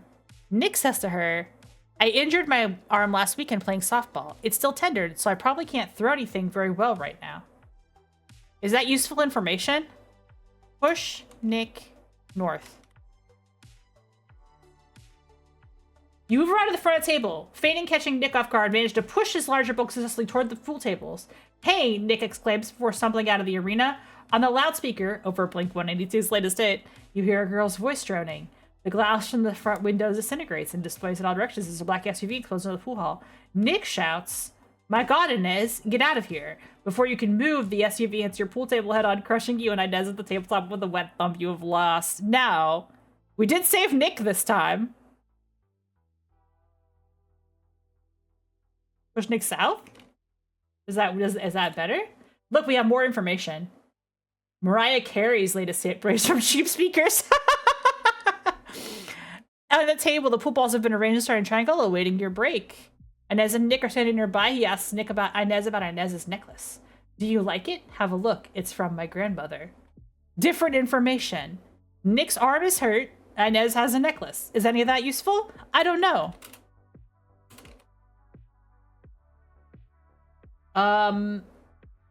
Because you pushed him to the south, where the SUV comes from, Nick is right by the front, and he is crushed immediately. This is not a, like a trolley problem situation where he's much bulkier and therefore stops the SUV, although that was a good thought. It was a good thought. You sacrificed your buddy, but you still get hit by the SUV, sorry.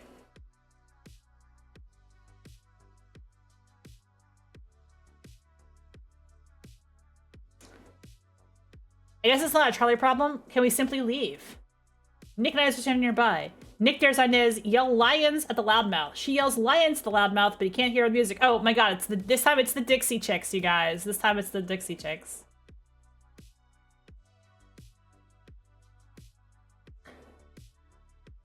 It says you have to be more specific about what direction you want to go in, which isn't very funny. So let's start that over again. Oh, the Backstreet Boys! Yes! We got the Backstreet Boys in there. Hey, we're about to hit ad break. We'll do a couple more of these, though. Leave east. Go east.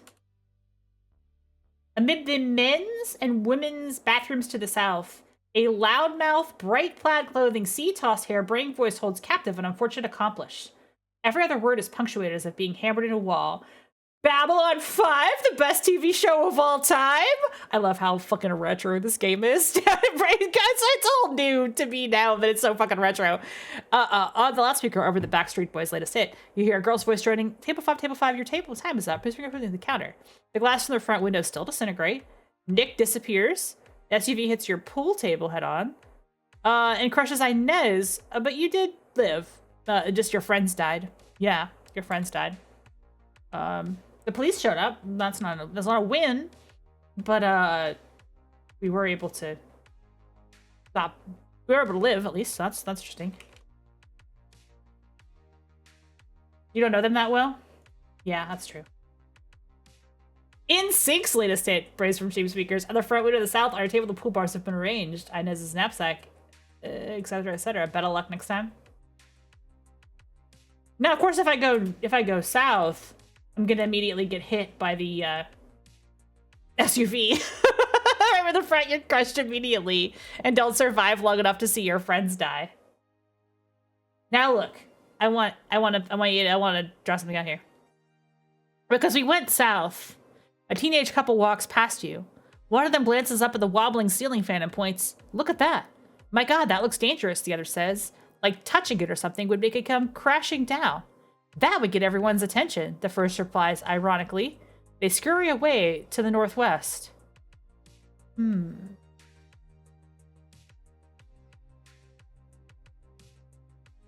Is there anything useful to know about the ceiling fan being wobbly?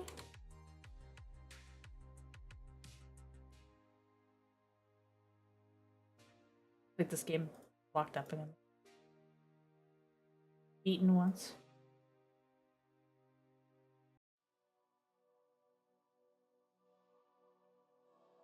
I have to reboot it. Did it lock up? That's fine.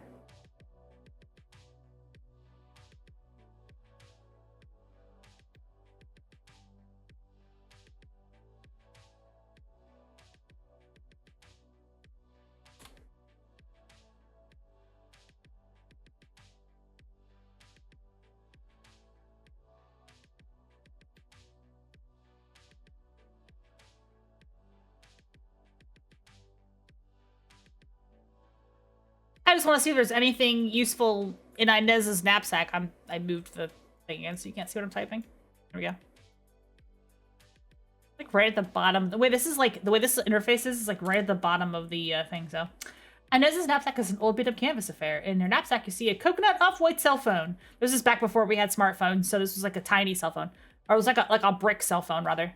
A Far Side calendar and 2 of Inez's tennis balls. Oh, on a loudspeaker, you hear a girl's voice drone of the Dixie Chicks again. The glass in the front window disintegrates, the SUV hits your pool table, and the pool balls swarm toward your face. But I did get a look inside the knapsack for what it's worth.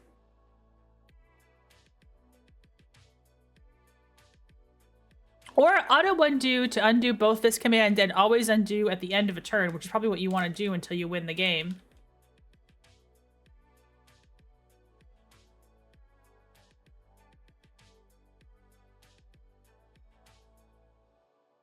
And when you type auto,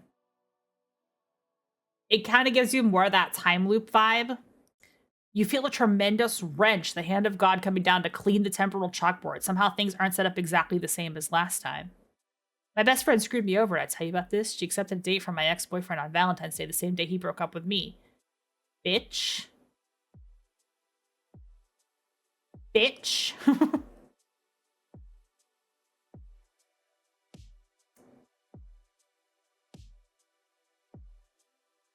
Does anybody have any thoughts about something else we could try so our friends don't die? Or do you not care? Fuck my friends. Fuck them kids.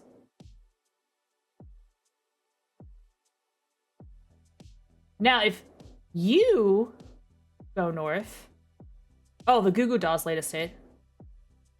Why did you leave your friends again? Maybe the loudmouth will stop the SUV?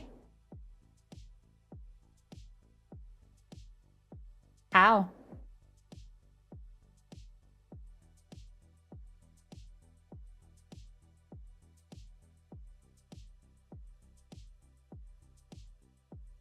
You tell Nick about the black SUV. He doesn't believe your crazy story about premonitions and repeated lives. On the loudspeaker over the Backstreet Boys' latest hit, you hear a girl's voice drone. A black SUV. You watch yourself, Nick, and Inez die as if in a dream, as if you've experienced it before. Now we're playing the game properly now. Inez admits to you, Nick whispered to me to juggle the tennis balls when you weren't looking, and laughs. Are the tennis balls important? I don't know. Is that anything? Is that a thing?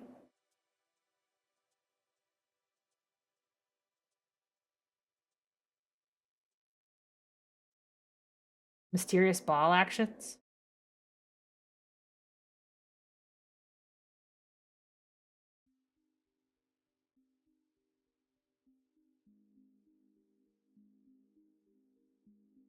Okay, we'll try it. Warn Inez about SUV. You tell Inez about the back SUV, but she says, come on, Kurt, how would you know that? On the loudspeaker over TLC's latest hit, Don't Go Chasing Waterfalls, you hear a girl's voice drone, table 7, your time is up. Please bring your equipment to the counter. In response, you see a commotion of the pool tables numbered 1 through 20, and curiously enough, at the pool tables numbered 100 to 200, a glass, a black SUV.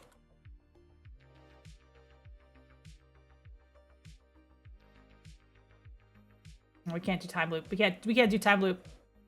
He asked Inez about Inez's stylish strawberry jacket. We can look at our friends more closely. We will die from doing this, but we can still look at them. You know Inez as long as you've known Nick, which maybe we don't know them that well. I don't know. That's all we know. She's the instigator group, the provocateur. She's too chunky. Oh, no, that's rude. That's just rude. Why are we negging our friend seconds before she's about to die? Her nose and face are too squared. She's not conventionally beautiful, but we never had trouble staring at her for hours. That's like classic romance novel writing right there. Like, she's not conventionally beautiful, but she's so beautiful. On the loudspeaker over Christina Aguilera's latest hit, you hear a girl voice drone. Christina Aguilera. You know, alternative interpretation. I can't believe they put an ugly bitch in this game from 2000. What the fuck is this woke shit? How dare they? How dare they? DEI got us again. God damn it! Fucking woke. Nick, you've been rivals with him since high school, so we do know them pretty well. Sorry, we do know these people. For grades, friends, social status, and dates, he's always been taller. What's Inez got in her backpack? We looked at it earlier, but I'll tell you again. Balls? Swarm Menagerie of Life has always been more his arena than yours, but you came anyway, even though you're bound to lose out of some perverse, weather-beaten weed of hope yet to be uprooted. We can look at it again. Anything jogs your memory. In a loudspeaker over Shania Twain's latest hit, Man, I Feel Like a Pancake. Your table 6, your time is up. Is a kiwi green cell phone. For some reason, the cell phone has changed color, which is very strange, even though nothing, everything else is kind of the same. This is strange. A Far Side calendar and 2 of Inez's tennis balls. I mean, there's tennis balls, a cell phone, and a calendar in that backpack. Take the phone.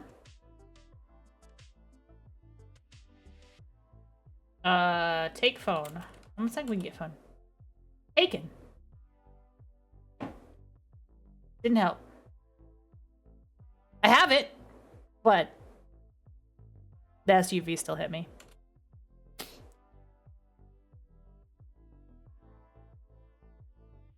She does still have the tennis balls. We are now at pool table 81. We moved a little. I do not think that that matters, though.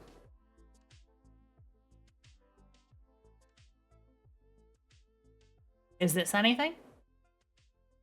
I have 2 of Inez's tennis balls. That does not do anything.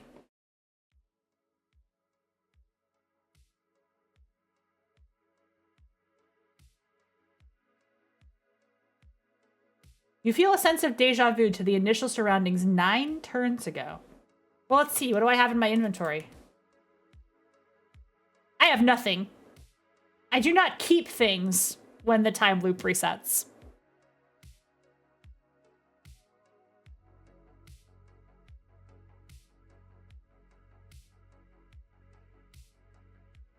Also, you might notice that when I'm actually in time loop mode, it has a 9-turn cycle, meaning it changes slightly, but every 9 turns are the same. If that helps at all. We don't keep anything from play to play, no? Attain enlightenment? I don't think that works.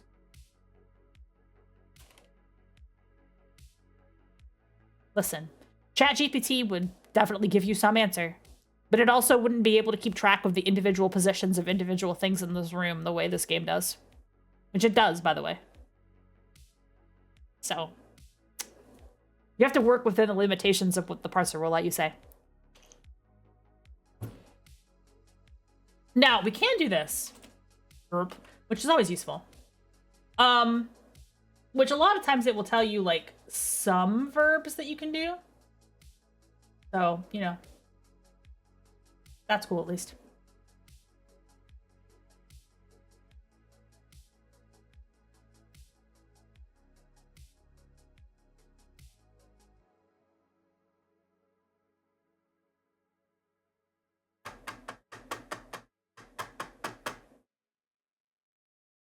We know Nick's arm is hurt, and we know the ceiling fan to the south is loose, if that helps at all. What else? What else could we potentially do with this information? Throw tennis ball at fan. First you take Inanna's tennis ball off tennis knapsack. Then you wind up and pitch it at the wobbling ceiling fan. Inanna's tennis ball lands far off the mark. Kurt, you throw it like a girl, Inez teases you. In the loudspeaker, over Backstreet Boys' latest hit, you hear a girl's voice drone, table 13, and you see a commotion. We're getting there. Thank you! Pulse, thank you so much! It is my affiliate anniversary today. We're playing some old text adventures, but not those old ones. Text adventures from the year 2000. Which is old, but not that old compared to the 80s ones that most people play.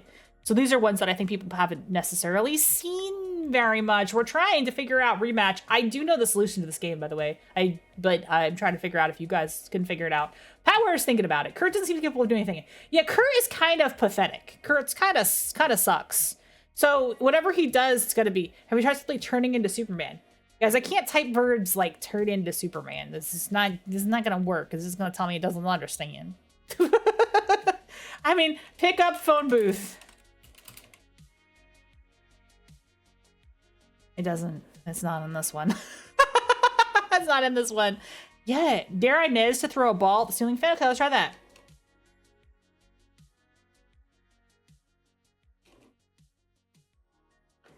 Which ball do you mean? The cue ball? Oh my god! You gifted subs! We'll type tennis ball. I like that. I like the word dare. Now we're thinking. Now we're thinking about weird shit we could be doing in this game. Thank you so much for the internet money for the hype train. Wow, that's so nice of you. Thank you, thank you, thank you. Oh my gosh, all the gift subs are rolling in. Anybody who stopped by this stream over the last like few weeks is getting that gift sub. Oh, somebody Monster Hunter too. Nice, nice, nice. Gotta celebrate you. Well, thank you. Yes, this is my.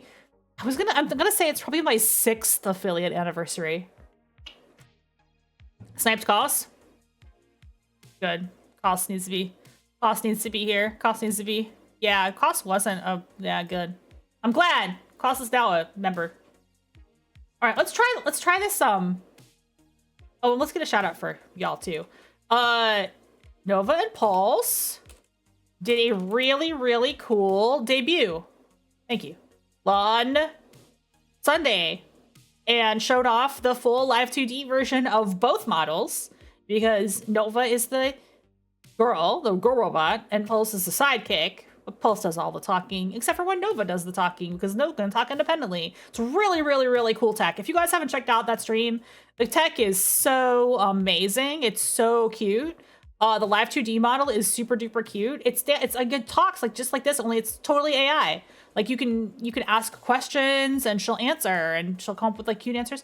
I mean, I think the tech is just phenomenal. The work that you put into getting that whole rig set up to work, like the double head pats rig, it's so cool. It's such a cool tech. I'm so over the moon about it. It's awesome.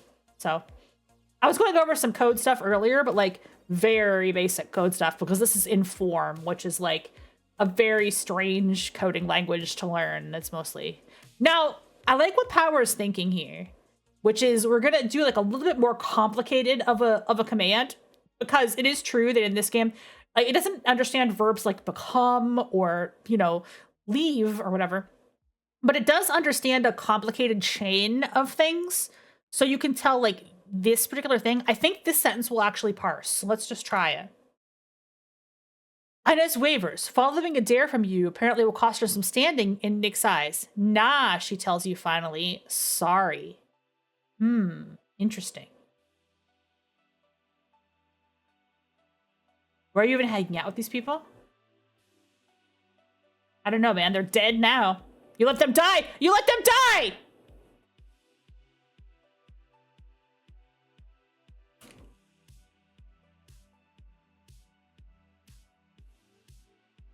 Inez is the one you can dare to do things, not me. In theory, you can dare Inez to do stuff. But daring her because it gives you this hint? Hit the loudmouth with your tennis ball. First, Inez takes the tennis ball out of Inez's knapsack. Then Inez winds up and pitches at the loudmouth. It plunges into the loudmouth's stomach. A direct hit. Loudmouth exclaims, "A tennis ball, the fastest projectile of all time. Look what you made me do. I didn't make you. I just dared you." Tell Nick to dare Inez. Throw a tennis ball at the ceiling fan. Ooh, now we're getting somewhere. You think you can tell me what to do? Why don't you be nice and ask me to do that, huh? Or you could whisper it to me so Inez can't hear. Inez and Nick are standing nearby. Inez asks Nick, "Nick, would you please go west?" Nick comes back and said, "Well, that was pointless. Send Kirk next time. Who orders people around in compass directions? Am I too much of a geek for you?" These are all... By the way, we just had a hype train, so if you did want to unlock a random emote, you can unlock a random Lita emote! We're getting somewhere, though. They don't understand the stakes. They don't understand the stakes. They don't understand that they're about to die in one turn.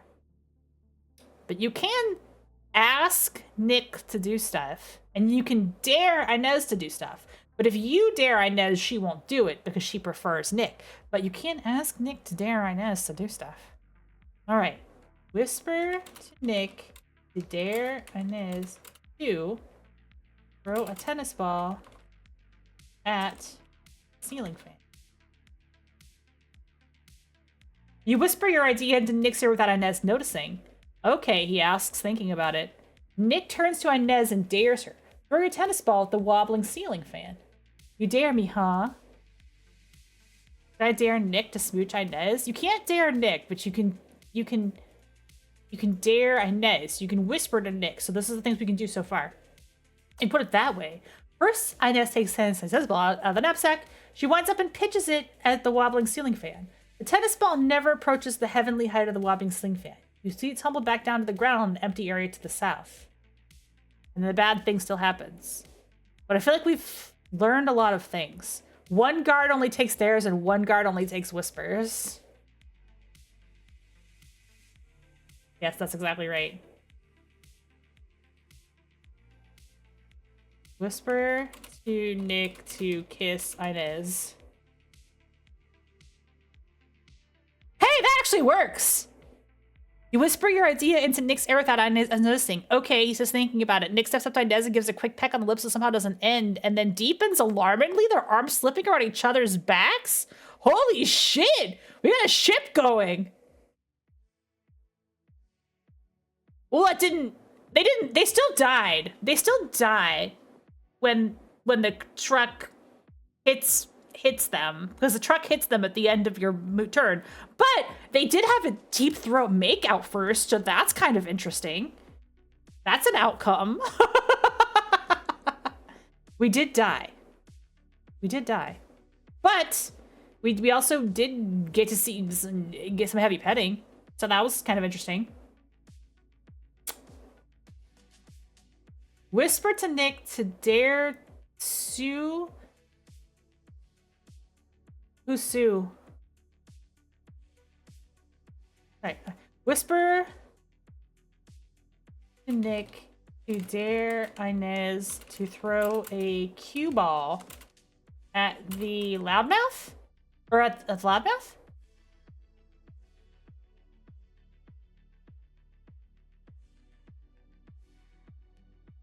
It works. At the loudspeaker.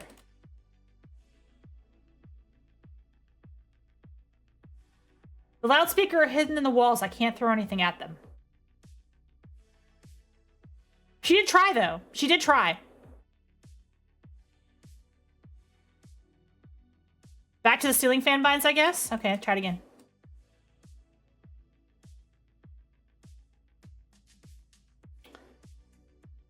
It never quite gets to the ceiling fan. There must be something else we gotta figure out. I think we're on the right track, though.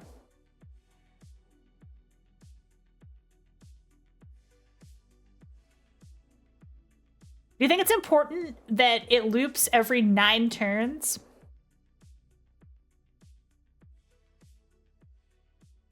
I feel like they wouldn't include that detail unless it was important. Throw the loudmouth at the ceiling fan?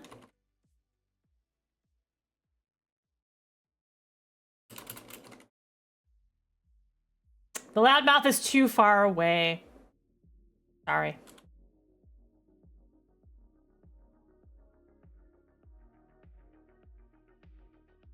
Whisper to Nick, dare Inez to throw the 8-ball at the loudmouth. A solid black pool ball. The luckiest pool ball of all time!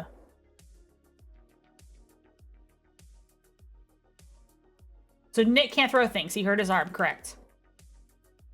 Nick can only dare Inez to throw things. And I can't throw things because I suck.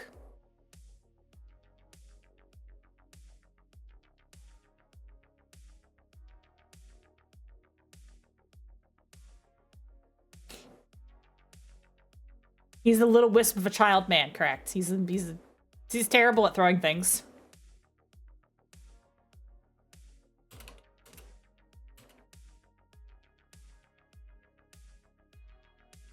Or maybe something else, I don't know.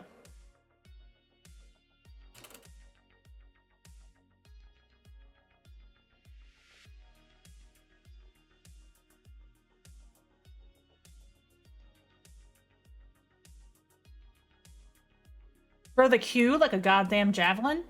Throw the Q at the ceiling fan. Let's try the ceiling fan. Oh. We have to be very specific. My Q stick. Let's be very specific. Whisper next to Jerry throws to throw. Oh, I said V my. Let's try my. Your stick? You're not going to accomplish anything with it? Yeah, absolutely. Your Q stick never approaches the wobbling ceiling fan. I feel like throwing things directly at the ceiling fan doesn't seem to work. There must be some intermediate step we have to do.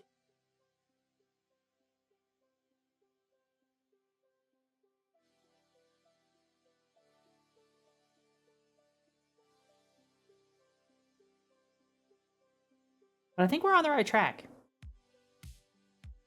Because we know we can whisper. We know we can whisper to Nick to dare, which works for me. Whisper to Nick to kiss the loudmouth? I bet he won't. Chaos Agent. The loudmouth is too far away. He would have done it. He would have done it, but the loudmouth is too far away. Hang on a second.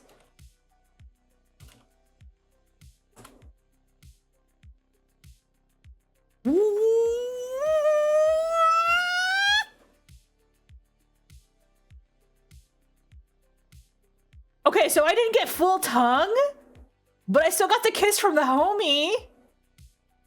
I still got the kiss from my homie. He gave me a little peck on the lips. He didn't even give me on the cheek. He put the peck right on the lips. Damn, Nick. A little bit based. Kind of based.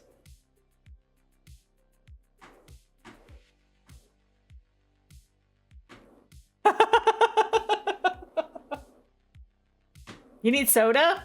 Beard, your turn? Anybody have any other thoughts? And we might need more information. We might need more information about other shit in this room. Die Hard 2, the best movie of all time. That's the loudmouth. This is the loudmouth, and he always has like something funny to say, like whenever you go into that area.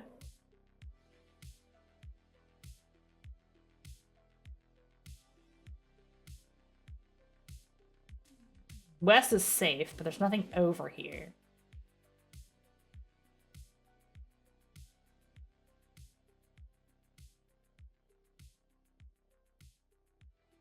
What an asshole. He's screaming loud enough to annoy people in all directions. She winds up to throw. Wouldn't mind nailing him with something to shut him up. He'd probably just make some oddball proclamation about it.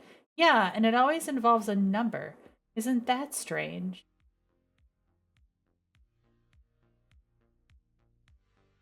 So every time we go to the Loudmouth, where he is at the west, I believe.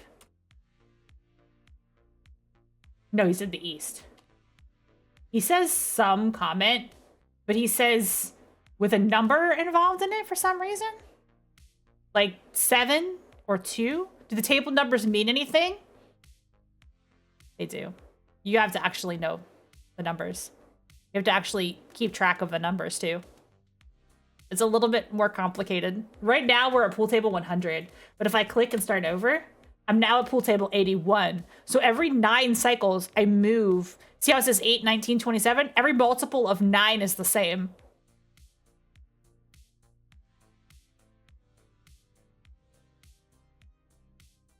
So 1 through 20 is northwest. 101 through 200 is southwest. Yep. For the record, this is too many pool tables. I agree. Way too many pool tables. This is the biggest pool hall in the history of video gaming.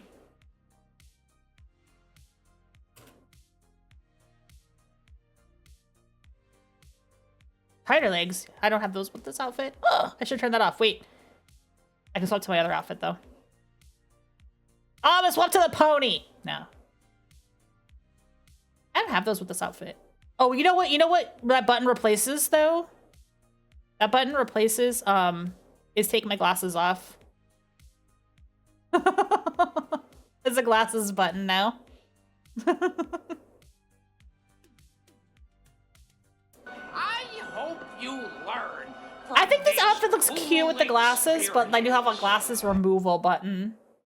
We can swap to the spidery mode though, since I forgot to turn the redeem off while this in this outfit. Just give me a second to do it because I gotta zip off and return.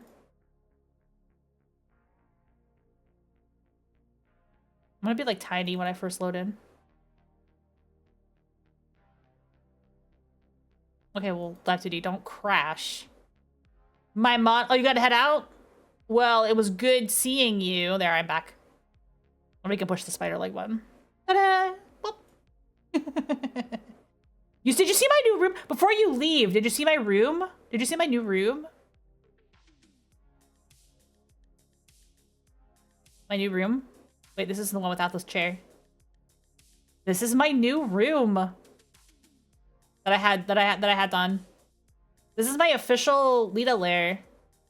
Oh, you saw it for a second? Let me give you the full tour. Let me give you the tour. There's my stuffies on the left. I got my sacrificial goat. I got My Little Pony. I got Care Bear. And I got Captain Crab's cat. And then there's a portrait of me, which I will sometimes change for different stuff, but I didn't change today. And I got my Transformers on that side. And I also have Chun-Li from Fortnite and John Metroid.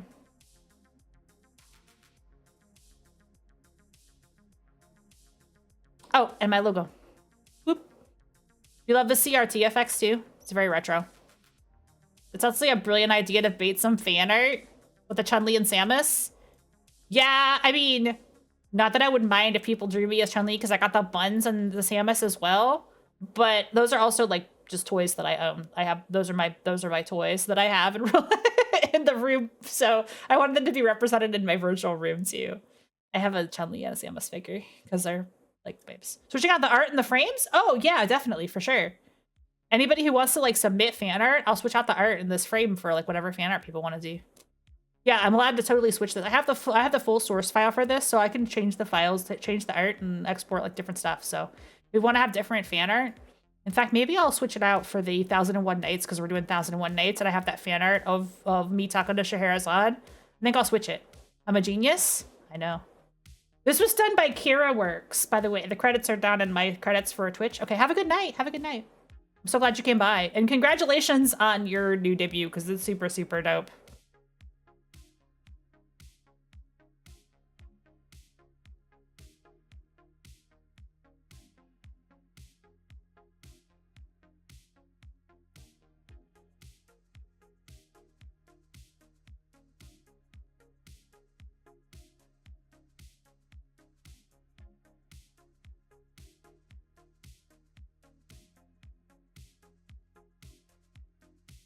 Sorry, I'm just grooving to the music right now.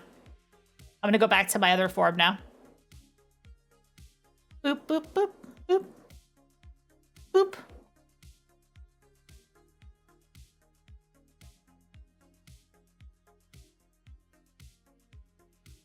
Loading, loading, loading, loading. Oh, you can see my sexy socks in this one. So cute.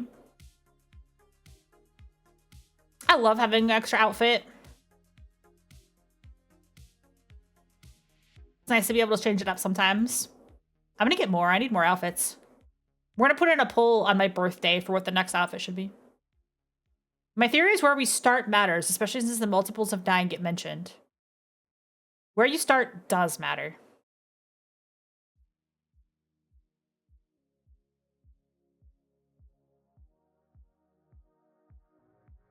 So we need to pick a cycle that's possible to break. Yeah, I want to look northeast because we have to max out these fucking tables. Okay, let's go northeast.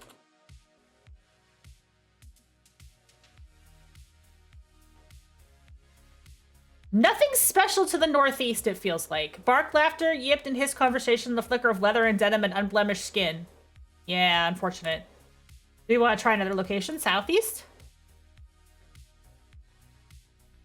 The girl behind the counter squeals and sniggers with her bear-like boyfriend. Upon hearing an explosive 16 from the north, the girl gives a little start and turns on the microphone to say in a bored monotone, table 16, your time is up. Please bring your equipment to the counter. Then with a dreamy smile, she turns back to her boyfriends. What did we learn? Throw a cue ball at the boyfriend? Okay, but we can't do it. We can't do it. We have to go. Whisper to Nick to dare Inez to throw a cue ball at the boyfriend. Inez winds up and pitches it at the boyfriend wearing a giant's cap. It glances off his back, a direct hit. He turns to her, murder in his eyes, but trying to be macho about being hit by a girl, shrugs it off and turns back to his girlfriend. And then everyone dies. We did do that, though. We were able to throw a cue ball at the boyfriend.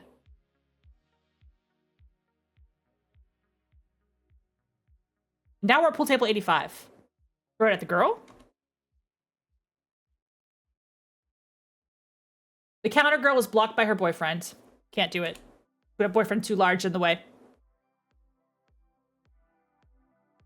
Shit, he's powerful. He is powerful.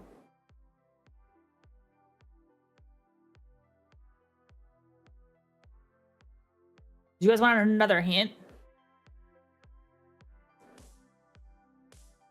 Islanders gonna turn battle? Maybe Nick will yell a team at him? Whisper to Nick to yell at boyfriend. He yells at the boyfriend wearing a Yankees cap, but he can't hear him over the music. He can't hear him. Shania Twain is playing again. No, Blink-182. Blink-182 is playing again this time. It's Blink-182. The hat changes. It was Yankees on this cycle. Yeah, the hat does change. If I do it this time, it's the Dixie Chicks, and it's a Mets cap.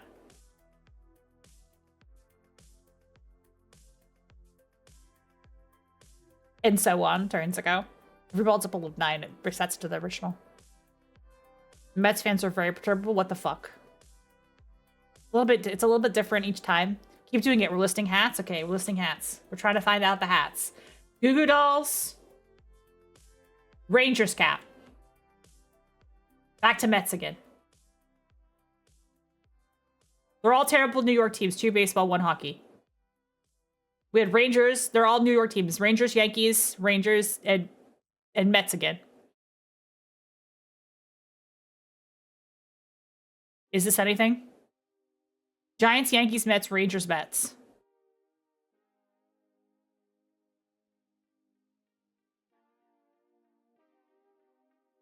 I don't know. We ain't got a full cycle yet. Okay, fair enough. We got Rangers again. We got Knicks. We got Knicks. It's a New York Knicks. Say New York sucks. He can't. The boyfriend cannot hear me. Cannot. Oh, okay. Well, I'll just give you a quick rundown. Every time the time loop resets, an SUV drives into the pool hall where Bare Naked Ladies hit, currently braised from 2 speakers. It's been 1 week since I got hit by an SUV and my friends and I all died.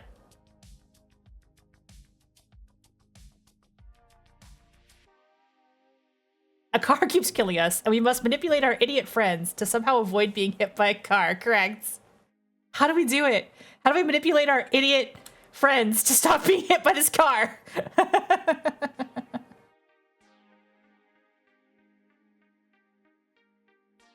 I think we all need to get up to the front of the building. I don't know why, but I don't know why we can't say a car will kill us, because they don't believe you. They don't believe you. Yeah. I think you're an idiot. You can say, tell Nick about car. Or SUV, actually, is what it accepts, because it's an SUV. And you tell him about the black SUV, but he doesn't believe your crazy story. He doesn't believe your crazy lies.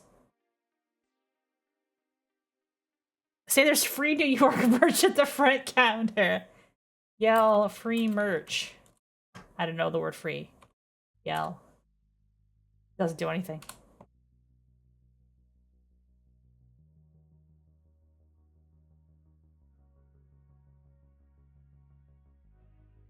We fuck with the music?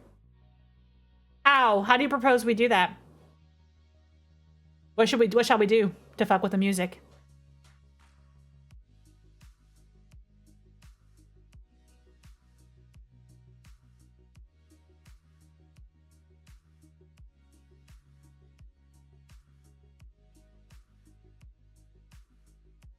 Scream out Freebird?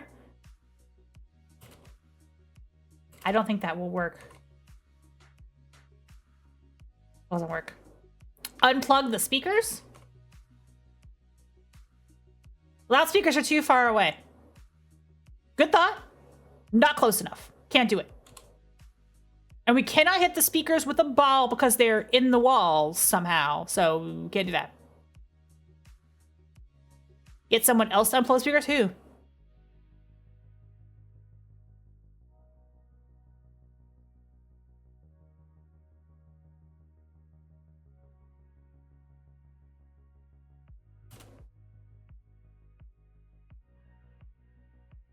Well, it is a layer of hell, strictly speaking. It's in a time loop where you die. Loudspeakers are too far away. Hey, I typed it right. They're too far away.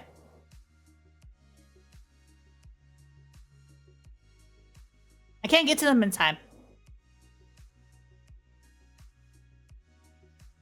Throw a pool cue like a javelin into the speakers.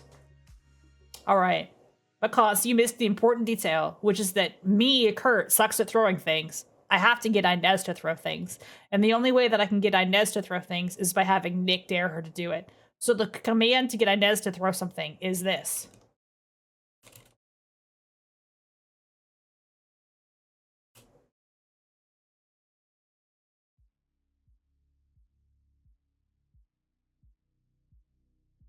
The loudspeakers are hidden in the walls, and I can't throw anything at them. I don't think fucking with the speakers works. Yeah, you gotta do whisper to Nick to dare Inez. That's how you get her to do stuff. A little complicated. We can't fuck with the speakers, guys. New plan. The speakers are unfuckwithable.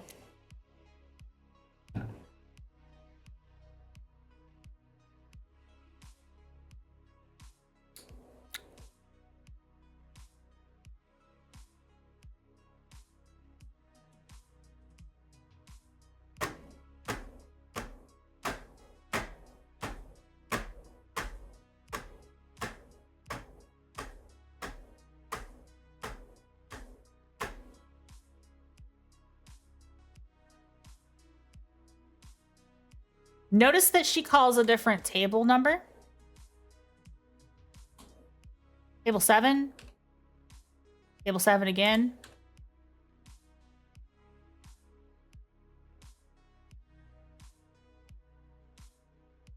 Why didn't she call a table number this time?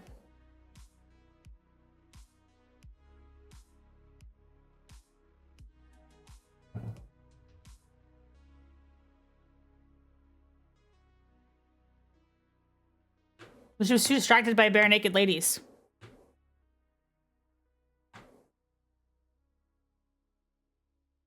That time she didn't call a table number.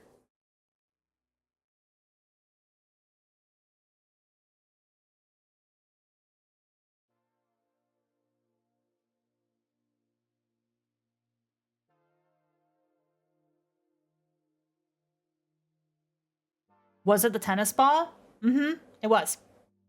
But why?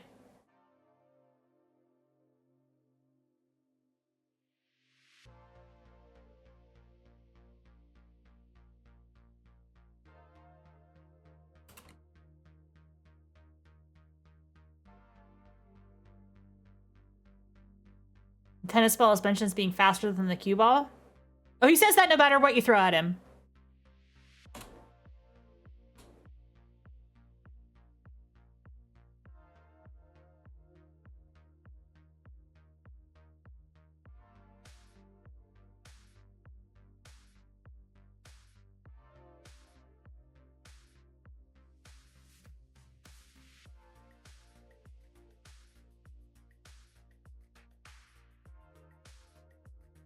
Have you accomplished a goddamn thing? No.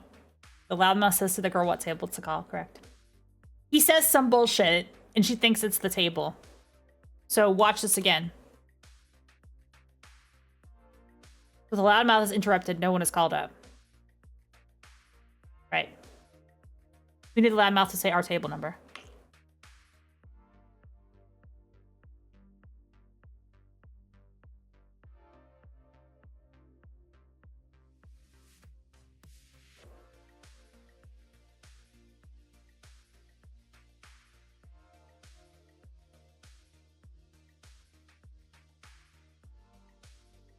I think we're on the right track.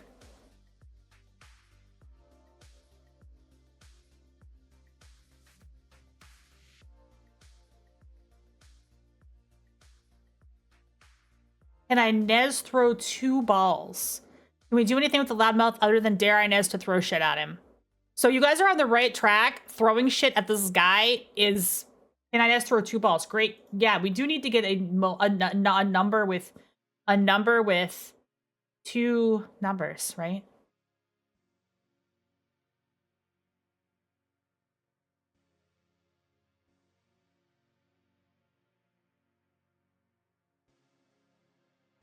Because we could do this. We could do this. Whisper. Nick. Dare. Inez to throw the 7 ball at the loudmouth, right? Table 7, table 7. A solid 7 pool ball, luckiest pool ball of all time. What if you write 97 on the cue ball and throw it? How? That might not be a bad idea, but how would I write? How do I have enough time to write 97 on the cue ball?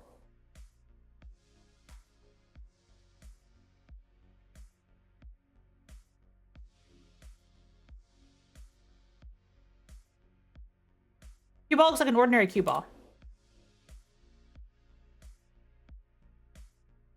Throw the 9 and 5 balls? Okay. We're at table 100 now, but let's just see if that works.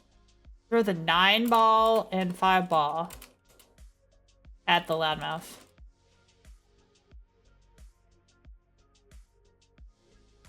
I've thrown 1 pool ball at the loudmouth. I think that's enough. Doesn't matter. It's fine. I can only throw 1 ball at this man. You ball him again?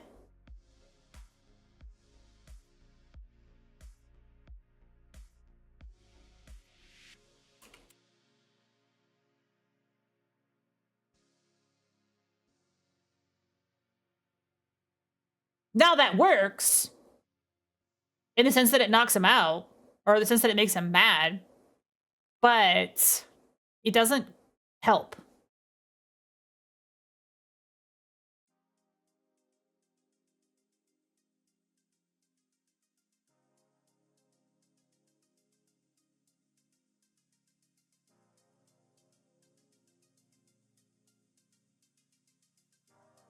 It says no number and no table is called. We must throw the ultimate number. No table is called no table is called if there's no number. Yeah. It has to be a number. Maybe just try the first digit, so 8 ball. I mean, he'll say 8.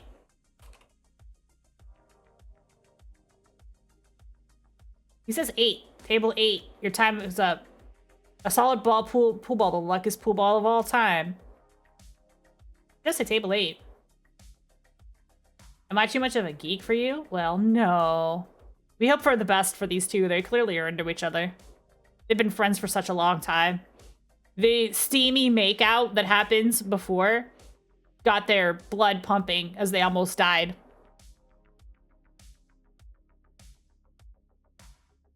Q stick one that doesn't work, far side calendar him. You know what? What about that far side calendar? Why is that important at all? The only difference seems to be that the number of the day of the year is displayed prominently on the front of the first and presumably each subsequent page.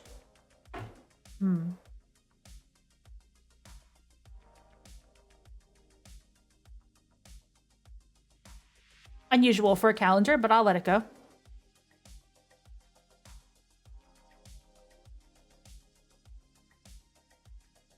Whisper to Nick to dare Inez to throw the far side calendar at the loudmouth. The pages on my far side calendar flop around too much to throw the whole calendar at anything. Wrap a far side page around a ball. Now you're thinking with an insane chain of events.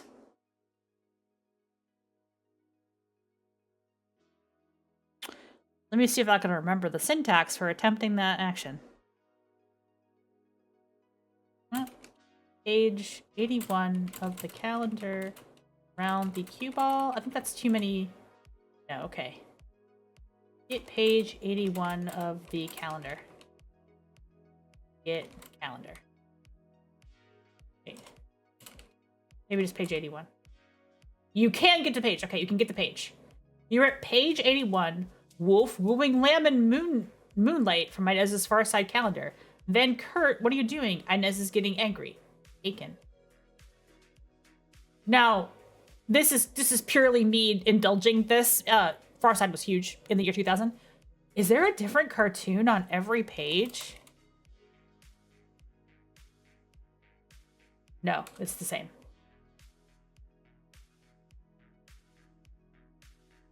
You just type page number, so you don't have to type the date. I just checked it.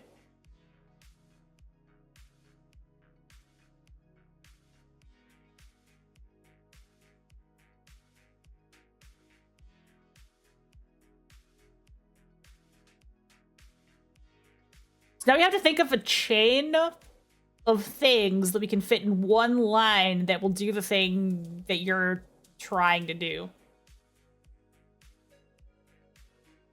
We're at table 97.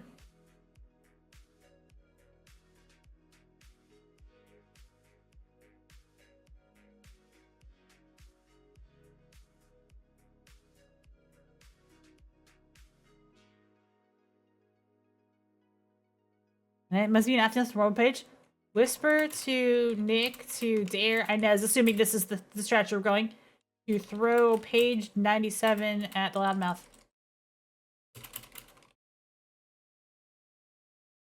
You really should have dared me to throw it with something heavier. First, Inez takes Inez's far side calendar out of Inez's knapsack. Then Inez rips page 97, God Playing Game Show, from Inez's far side calendar. Then, I'm only doing this because you dared me. Inez grumbles to Nick, this is a collectible. She balls up a tiny calendar page and throws the harsh can at loudmouth, but travels mere feet before dropping it to the ground. Have Nick to dare Inez to go to page of the calendar further. We got that far. I like that she gives us a hint, though. Dare her to wrap it around a ball and throw it. With cue ball. Yeah, I think that's how you have to type it. I think you have to type whisper Nick to dare Inez to throw page 95 with the cue ball and at the loudmouth. Let's see if this works. Let's see if this is the right one. First, Inez takes the cue ball, then Inez wraps. Page 95. Spiders at the end of slide around the ball carefully. Inez winds up, pitches loudmouth. It pitches in the loudmouth's stomach.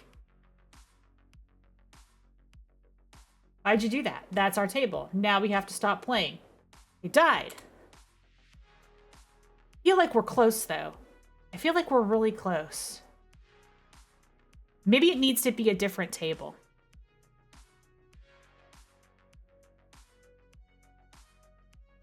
I hate it here.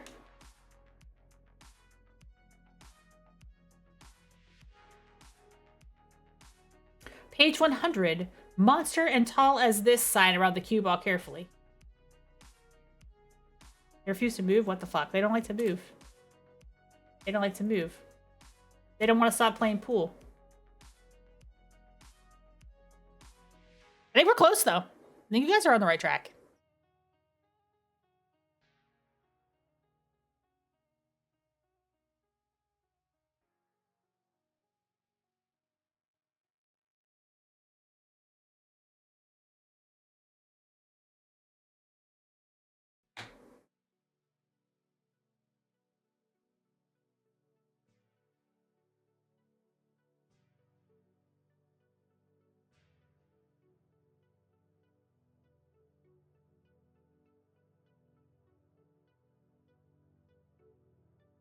Go with page 69. Okay.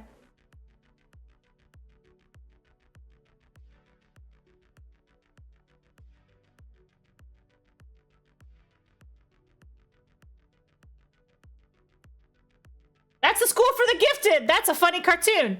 That might be the best Far Side cartoon of all time. I like that one a lot. The School for the 100 Grips in the Southeast and Chairs of Bed. We're not at 10, table 69. Your equipment is up. In response, you see commotion with the pool tables numbered 61 to 80 at the west, and curiously enough, the pool tables numbered 100 and 200 to the southwest. Which is interesting. Which is interesting.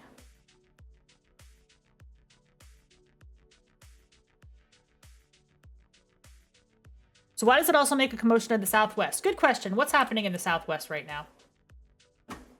Hard to say. Doesn't really say anything different. The second commotion must be unearthed. One of the people at table 177 grabs a cue stick as if to smash it against the nearest surface. The wall dangerously close to what looks like the control panel for the ceiling fans, and exclaims, "Oh, damn it, we just started." A colleague grabs the cue stick before it can do any damage, saying, "That's not us. She said table 6. We're table 177. Huh. So what is the second commotion? This guy tries to break the ceiling fans. That seems useful to know. Those two numbers aren't anywhere near each other. That man might be an idiot. That's true. Next question. When I do it again, the commotion is at table 185.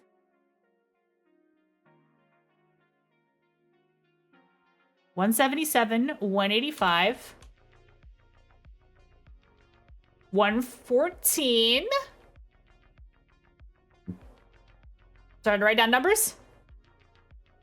$199.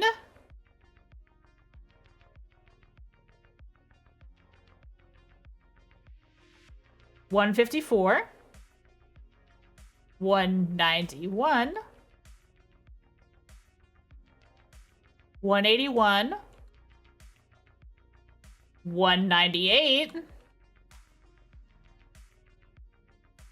Nothing. Why nothing in this one? Because he didn't yell a number. Because this is the pool cue. This is the cue ball reality where no number is yelled. So blank. 177. So what's the next number? 185?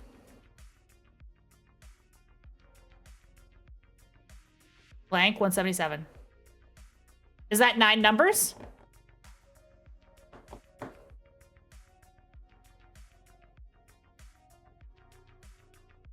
All right. So let's try it.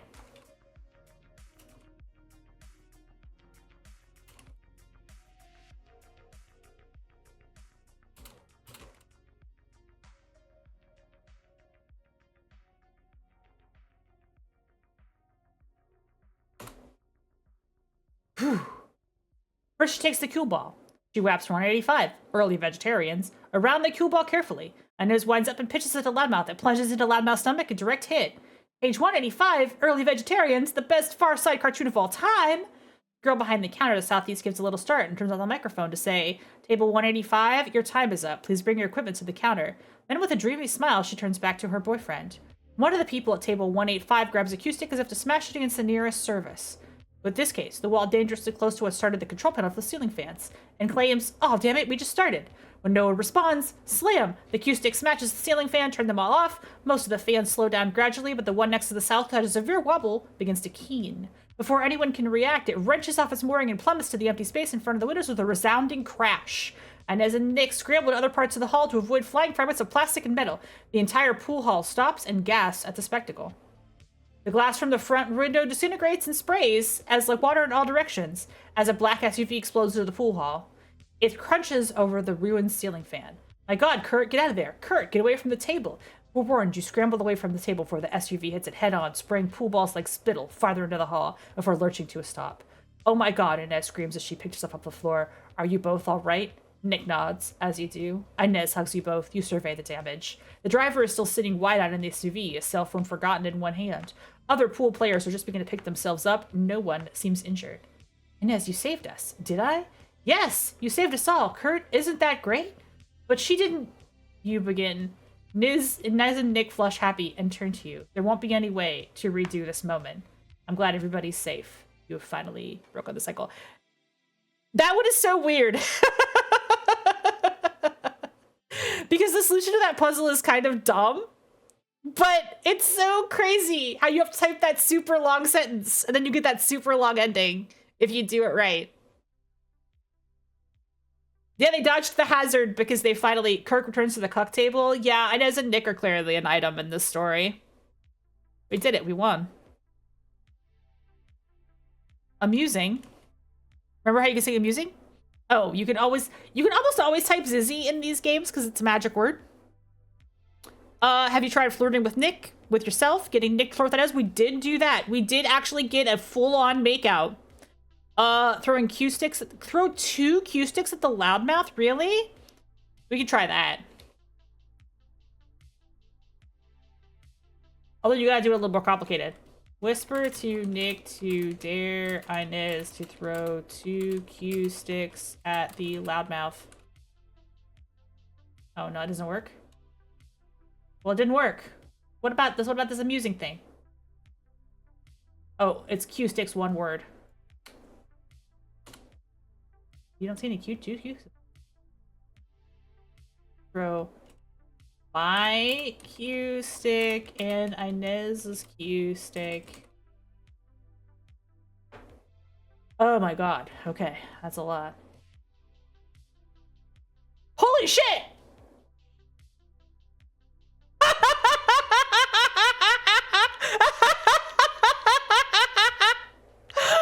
She hurls it with Olympic abandon at the loudmouth and plunges into the loudmouth's stomach and direct hit.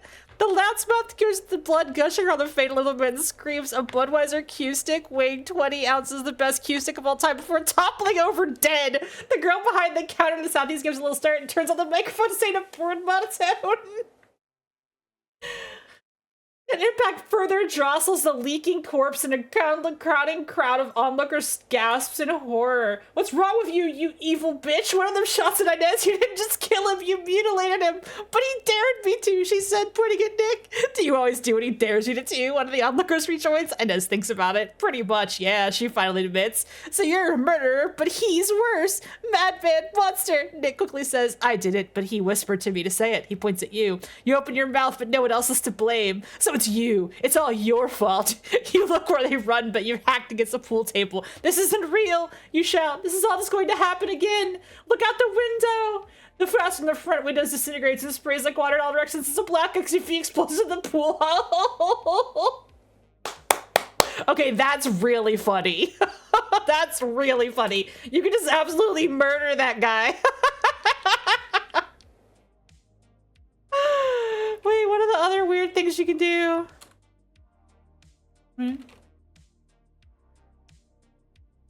Oh, I have to win the game first before I can get amusing. Oh, never mind. I think you have to win the game. Let's go back to the musing. Ducking under the table, asking Inez about Inez's day.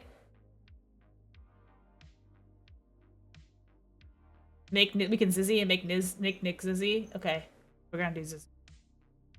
This is a very common joke command in a lot of these games. A hollow voice booms. Did you see your shadow? I'm gonna go auto again. There, whisper to Nick to the. Okay, what kind of a command is that? All right, that's not as funny.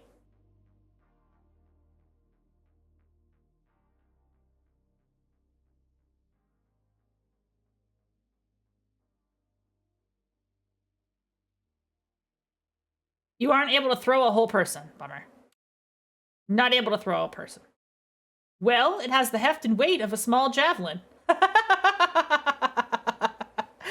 There's the clue that you can use the Q stick as a javelin. If you have them throw Q sticks together, I don't think Nick can't throw. His arm's broken. All right, let's do it. Whisper to Nick to dare Inez to throw the Q stick. Let's say my Q stick at the boyfriend.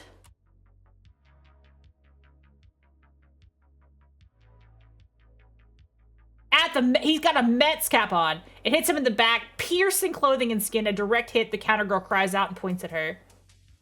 I did murder that man.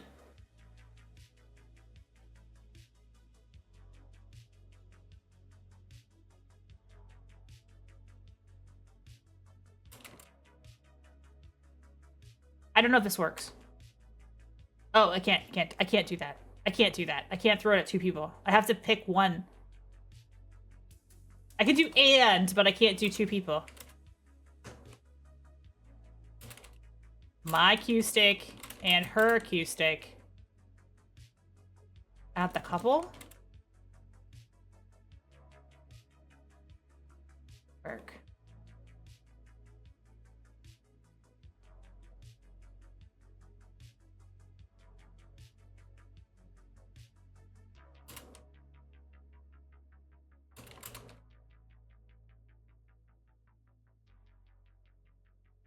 Did not work.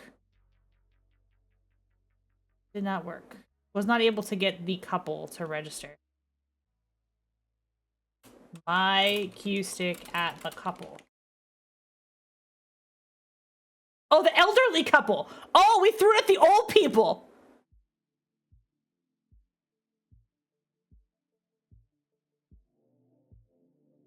Well, I killed an old person today, but that's okay. I've done worse. There's some old people to kill. I just thought we just straight up murdered an old man, I guess. It doesn't say which one, actually. It says one member of the couple is hit, but it doesn't say which one. Kill the old couple. To throw 2 Q sticks. You can just type 2 Q sticks. No, you can't. Wait, what was the context we used to throw Q sticks before? Let me see what it says. That was really, really funny. My Q stick and Inez's Q stick. You have to do it like this. So, whisper to Nick to dare Inez to throw my Q stick and Inez's Q stick at the couple, I guess.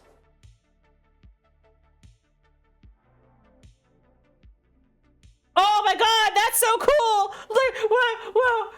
First, Inez takes your Q stick, then Inez hurls it with Limpic Abandoned at the 30-something couple. One member of the couple is hit. The other is too concerned about the first one being to look through your coat juice. Oh, this is the 30-something couple. The second Q stick downs the other member of the couple. Yeehaw on Nick whoops, you're 2 for 2. Horrified, Inez says, I think I'm going to be sick. Oh, they're not really sure. And Nick answers them, are you? Alright, we did murder 2 people. We can murder 2 people. You can't use multiple indirect objects. You can't do multiple indirect objects. Ever do it to me? At me.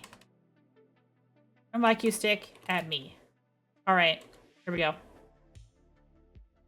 The Q stick starts a glancing blow at you and oh, it doesn't kill me? What the fuck? Wow! How? She killed that loudmouth guy dead. She killed the old woman dead, but she didn't kill me? Why am I so powerful? What happens if she throws it at Nick?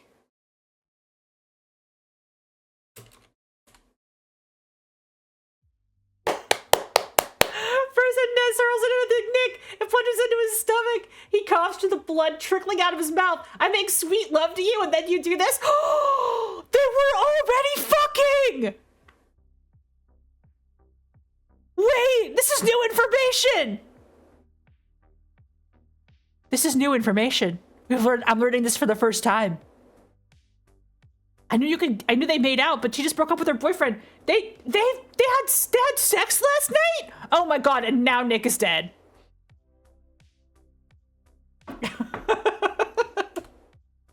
All right, that's Rematch, guys. We're gonna play one more. It's almost midnight. I'm gonna save the longer ones for a future stream because this is kind of fun. This is kind of fun playing with chat. This is good. I like this. We're gonna do 905. Different interface because this is written in a slightly different code base, but this one is also fun and it's not too long, but it's different. This one is not a one-turn game for a change. So it's super weird that Inez is completely fine with murder as long as you tell her to do it. Well, she doesn't realize she's killing people until she throws the javelin, and then she's like, oh no, I just killed that old man. And Nick is like, oh yeah, but I dared you to kill that old man. 905 and Kadra. I'm gonna assume you guys are non-familiar with this. Original release 2000. If you're familiar with it, it's not funny. So, but since I'm the only one who's familiar with it, I think it's funny. This bedroom is extremely spare with dirty laundry scattered on the floor. Cleaner clothing can be found in the dresser. A bathroom lies to the south, while a door in the east leads to the living room. On the end table are a telephone, a wallet, and some keys. The phone rings.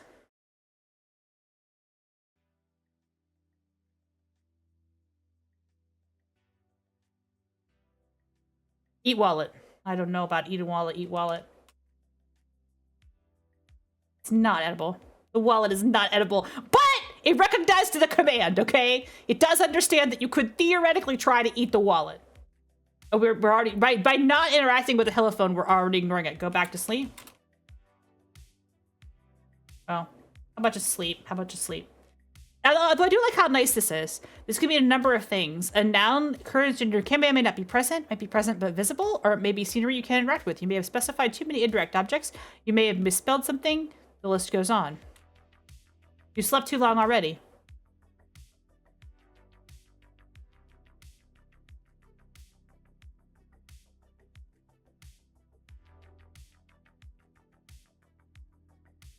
Now, I will assure you that you don't have to do the obvious thing. Die. Okay. Nah, it's just quitting. It's the same as quit, guys. Leave bedroom? Okay. But go where? Leave isn't gonna work. That verb is not gonna work. Leave the bedroom going where? Here.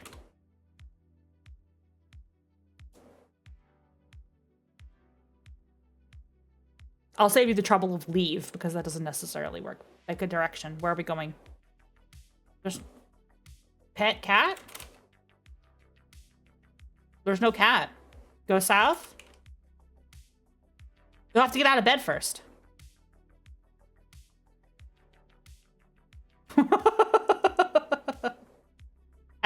I think you might be able to leave bed.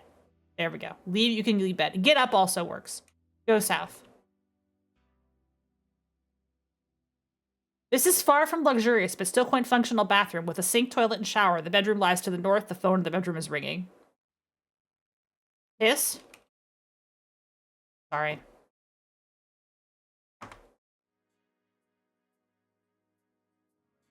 They're giving me play the tutorial. I'm getting easy mode is now selectable from your commands, guys. Brush teeth. Okay, no, it doesn't like brush teeth. Use toilet. I don't know about use. Okay, use works on this mode. There we go. That one works. Okay. A few moments and a loud flush later, you feel much better. Inform doesn't like use, but this is TAD, so it's a little bit different. You can piss. We did it. We were able to get a piss. Use shower? Okay. I mean, we have our clothes on still. Do we want to take our clothes off first?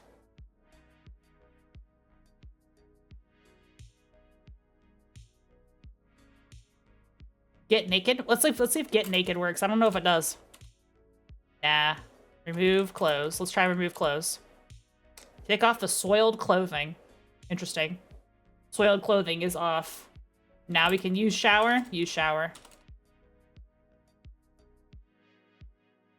Oh, you don't think the watch you're wearing is waterproof. Oh, how particular.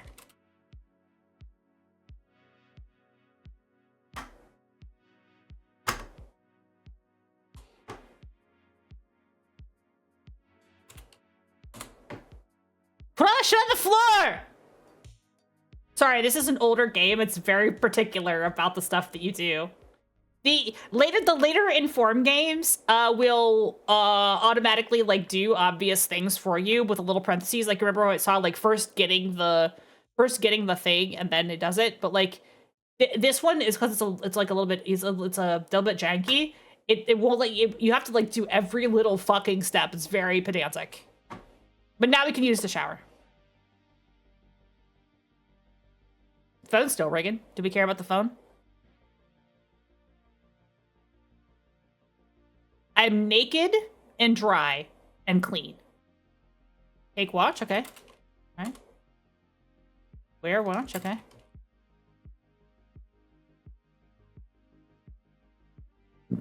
Let's look at the watch real quick. Apparently it's 9:27. Go north, go to work. But I'm nude. Is that okay?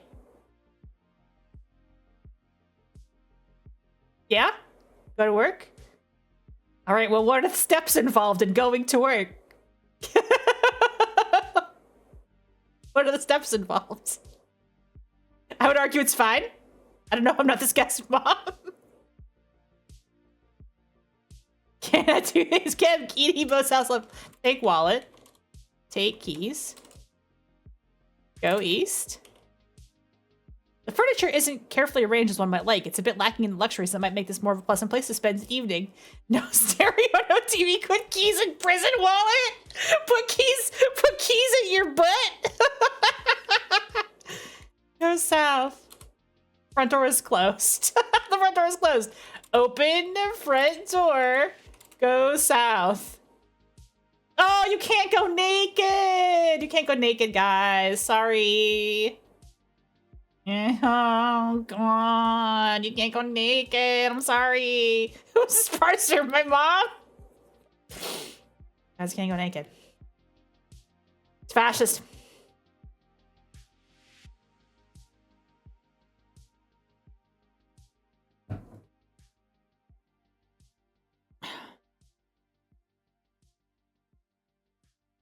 Any thoughts? Any ideas? Any ideas how we can save this debacle? We got a kitchenette. Go back to bedroom. Okay, the bedroom is to the west. Go west. Open dresser. There's some clean clothing. Get clean clothes. Wear clean clothes. Not until we've had our nude bacon. Okay, well, I don't have to wear them. I don't have to wear them.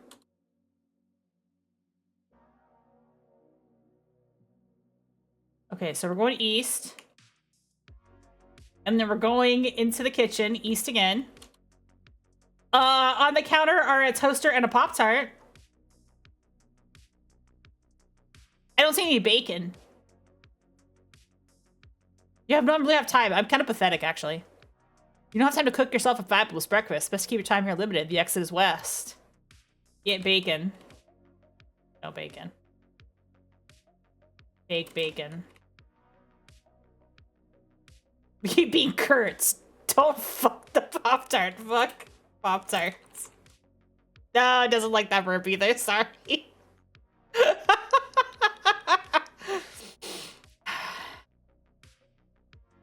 There's no bacon, and you can't fuck the Pop-Tart. Hi, Grego.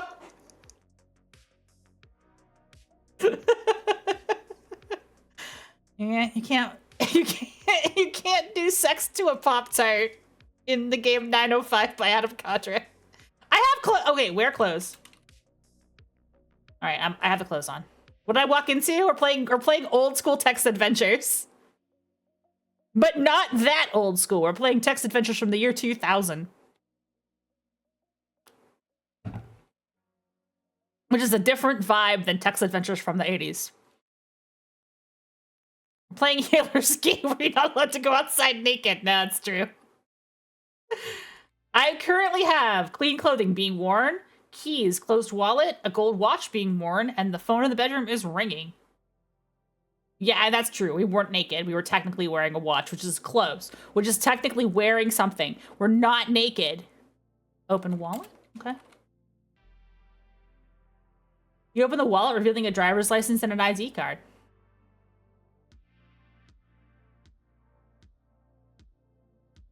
Two items in the wallet. Anything to do with the wallet? X ID card. Okay, great.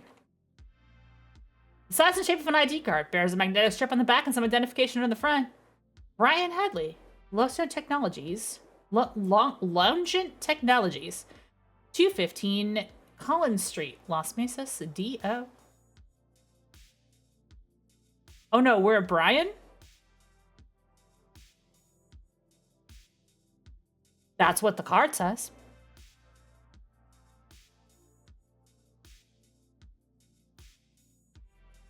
Got a magnetic strip on the back. Maybe it's like a key card or something. Let's just confirm by looking at the license. Brian Hadley, 315 Avenida Victoria, East Las Mesas. Go out the front door. I forgot the direction. Okay. I think it's... We're in the kitchen right now. Can't eat the Pop-Tart. Or we want to eat the Pop-Tart? It's not Sunday brunch at Litroshire, but it'll do. South? This is quite a seedy neighborhood.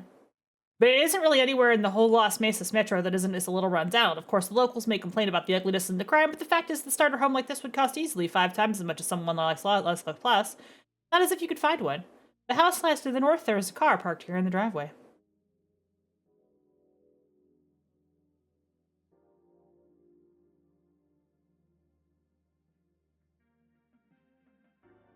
Unlock car. Good call. Unlocked. Check car. Well, we'll X car. How about that? It's a nicer car than one would expect in this neighborhood. A real eye catcher.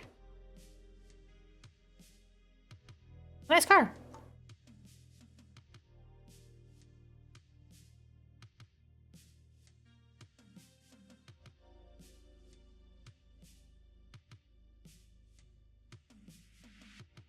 The car's prison wallet has a banana in it. I don't think the car has a prison wallet.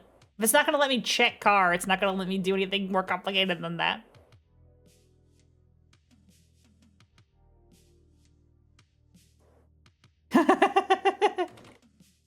It's not going to let me... It's not going to do anything! I know, I know.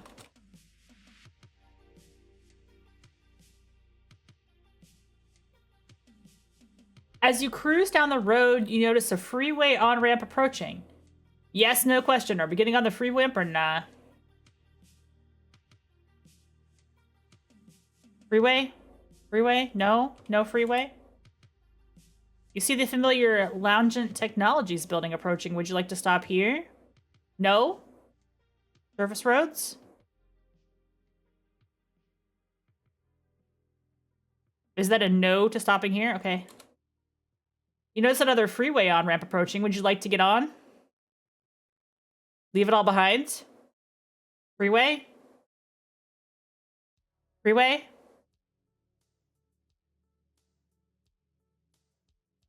You merge onto the freeway, crank up the radio, and vanish without a trace.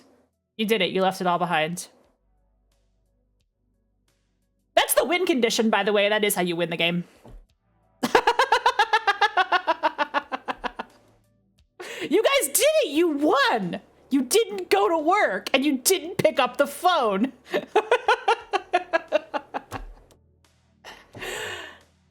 Do you want to know what happens if you do go to work? We should have saved.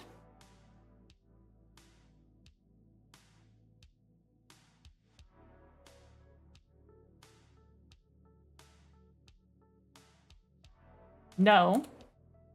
Yes. You're at the employee's entrance to the Lounge of Technologies building. There's a slot at the door reading insert ID card here. I'm gonna see if use ID card works. Okay, get ID card. It's very particular. You are standing in a hallway next to the back entrance to Lunch Technologies. The hallway leads north. While a door marked Matthew Bowman lies to the west. There's a cubicle here. It is marked simply Hadley. Any thoughts?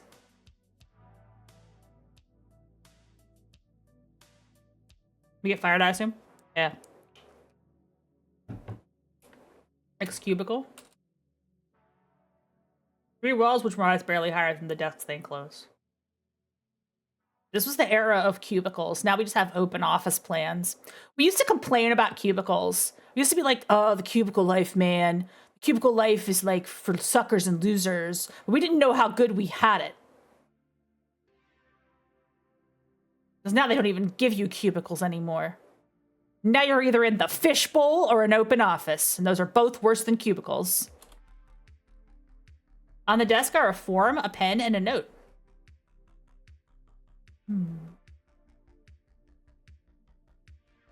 The cubicle, so yeah, the cubicle is comforting. Closing, yeah.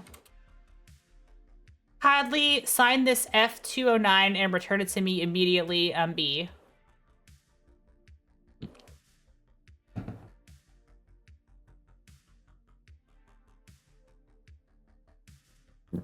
X form.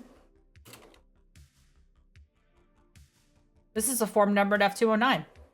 Get pen. Sign form. Put form in prison wallet. Put form in butt. Sorry.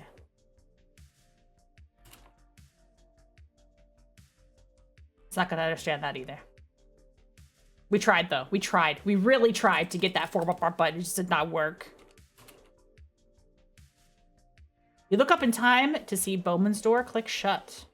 We did sign the form.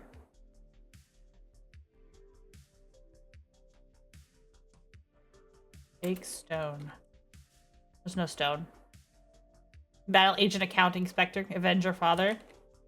Avenge my father. Take form. Become something from nothing. Take form. Not this game! That's not this game! That's a different game! Go out.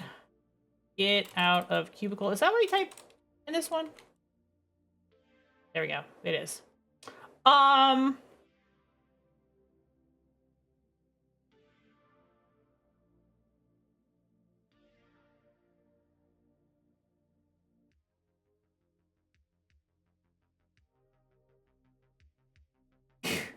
So this is what happened if you actually do the work thing.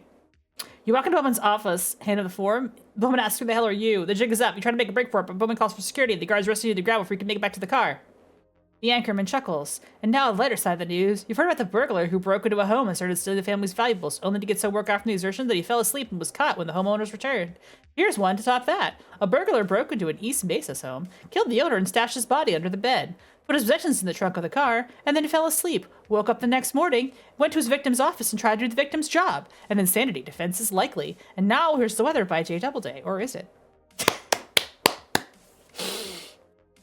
So by driving off with the car, you guys did the correct action.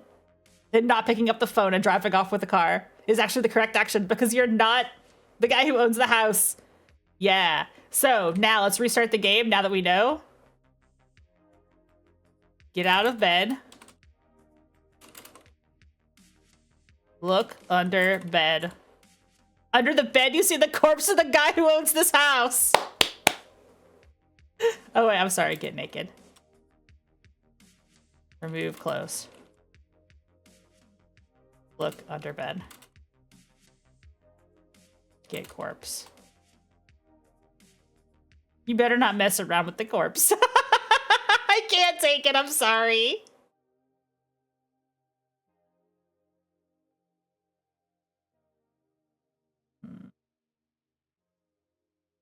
Wait. Open drawers? Is that what it was? Wait. Dresser. Open dresser. Sorry. Get clean clothes. Wear clean clothes. Oh, that's right. I still have to shower, actually. All this yellow paint? Yeah, a little bit. A little bit. Take off watch. Drop all. Shower. Get clean clothes. Wear clothes. Get watch. Okay, it did understood. Wear watch. Now, let's cook the Pop-Tart. Get keys. Get wallet. We're gonna go south. Wait, we're gonna go north. And we're gonna go east. And we're gonna go to the kitchen. And we're gonna put Pop-Tart in toaster. That's the stuff. Wait, get Pop-Tart. Damn it. This one's so picky. Oh, unplug the telephone? There, we got a toasted Pop-Tart now. Look at that. Look at that toasted, delightfully toasted Pop-Tart. A cinnamon breakfast pastry. Oh, it's a cinnamon kind, too. That's the best kind.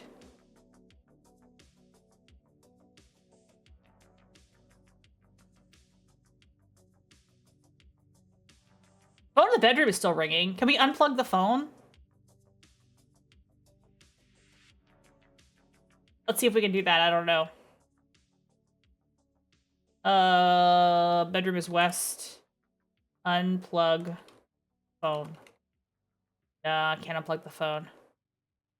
Can't unplug the phone. You guys did have the right instinct ignoring the phone, though. That was a good call.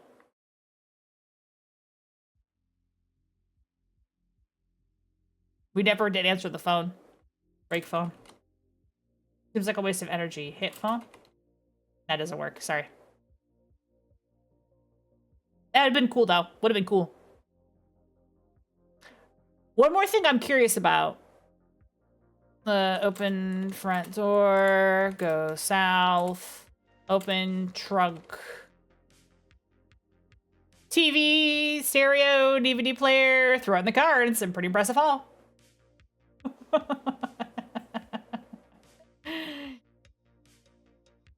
So the clues were there that you needed to leave. But, you know. Yeah. You guys guessed it. You guys intuited that the correct move was to drive away with all the stuff.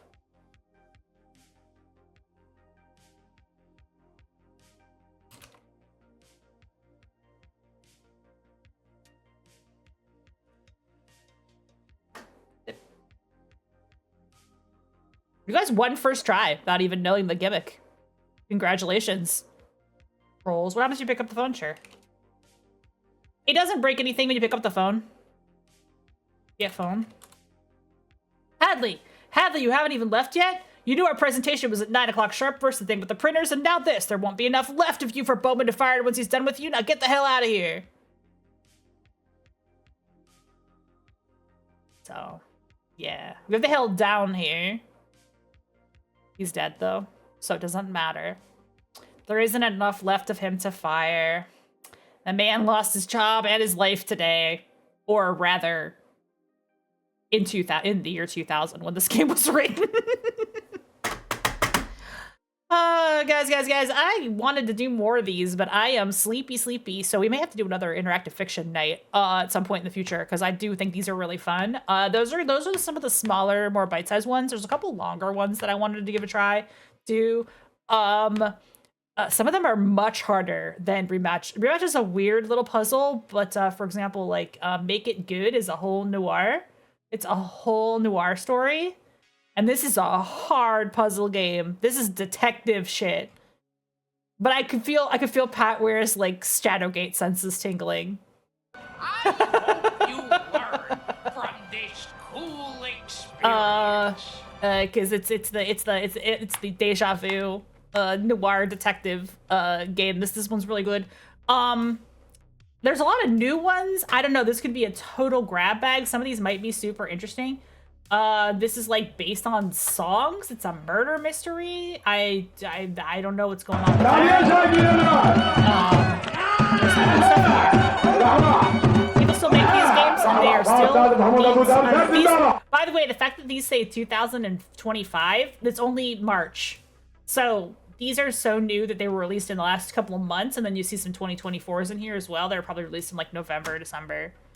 Well, it's cool, right? And what's the other one I have marked? Oh, this is Worlds Apart. This isn't TADS 2, so it doesn't run in the browser. Well, it does run in the browser, but I have the exe. You can play it through the exe, which is like a little bit easier. Very old, 1999. This game is some hippie dippy sci-fi fantasy energy. Remember how I said the other games didn't have a become verb? Whoa.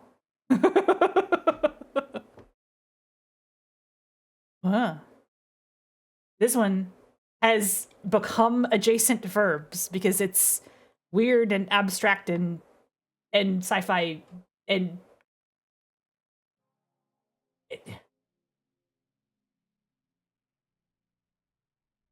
bust nut. Weird one. And this is a long, fractured fairy tale, Snow White kind of vibes that I have bookmarked. This one's got some illustrations, which is cool. So if you go play online with this, it's got some illustrations. You see like very outsider artsy kind of illustrations in this, which I kind of like. That retro vibe is so on point and also so like different. Like you don't like, it's just these really weird little like line art illustrations. And this is Snow White. So Snow White is with you. Her wrists are bound behind her back.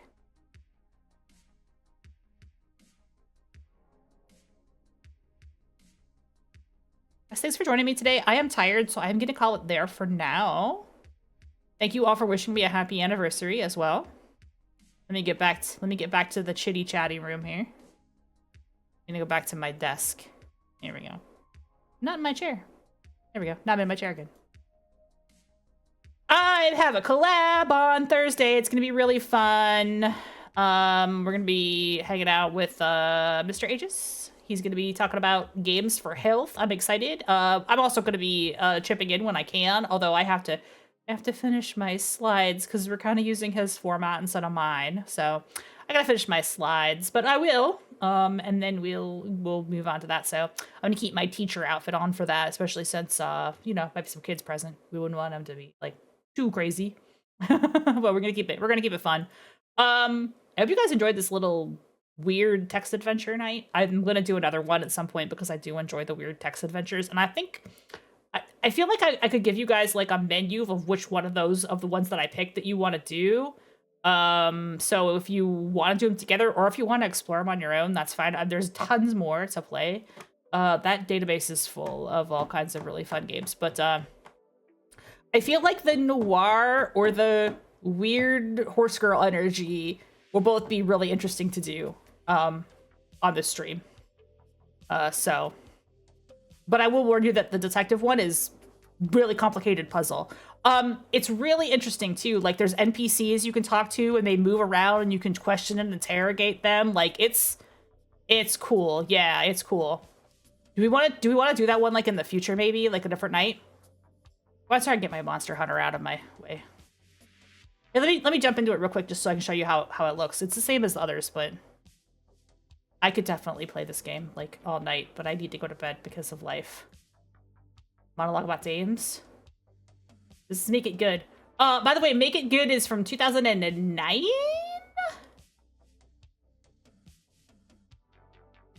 So it's a little bit later. Let me double check that that's right. Yeah, 2009. When it says 2009, it just took a long time to write. It took a long time to write this. This is a really complicated game. It's got like people you can interrogate. It's like really complicated. And another bonus is that like I vaguely remember how to solve this, but I think I haven't solved it since it came out. So it's gonna like be a reminder, like remember how to solve this, because there's a lot going on with this one. Of all the dicks, you get the call. Yeah, it starts out with all the dicks. Yep, all the dicks. You get the call, sitting in the front seat of your car, hands standing on the steering wheel at urgent call. All you were thinking of was the bottle in the liquor store, and that's where you went first. Now you're pulled up outside the house. The rear mirror is showing two steely eyes. You adjust your hat, stiffen up your collar, grab your badge off the dash. Here goes. You've one last chance To Make It Good by John Ingle. Homicide. 1 Jack Dragonham. Accountant, married, no kids, stabbed, yada yada. Sorry, do we start with drunk driving? Absolutely, this is fucking noir. Of course we're drunk. Why would I be sober?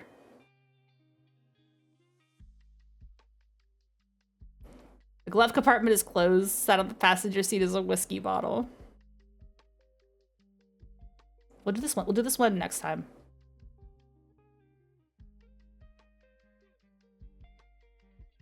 Put whiskey bottle in your prison wallet.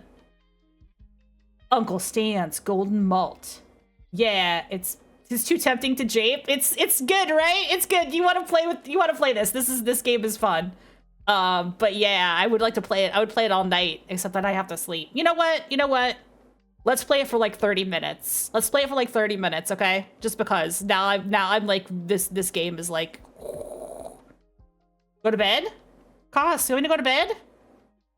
All right, we'll play it later. I can drink whiskey though, for the record. But the game is not going to understand prison wallet. Don't worry, I'm sorry. Doesn't know prison.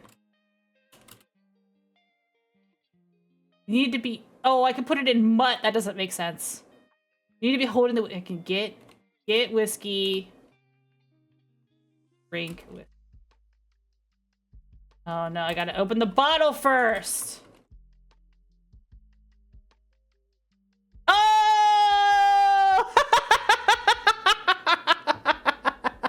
You slug back a shot. It's rough coated like a beauty queen rolling around on a beach. You can feel it tingle your face, slap down your brain. It's smooth like cell wall plaster. Another slug on the stomach is warming and the day isn't looking so bad. Drink it on the job?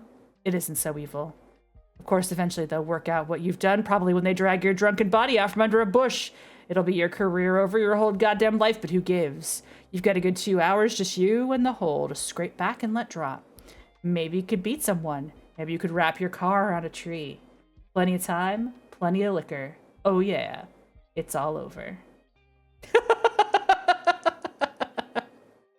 Congratulations on finding a way to lose the game.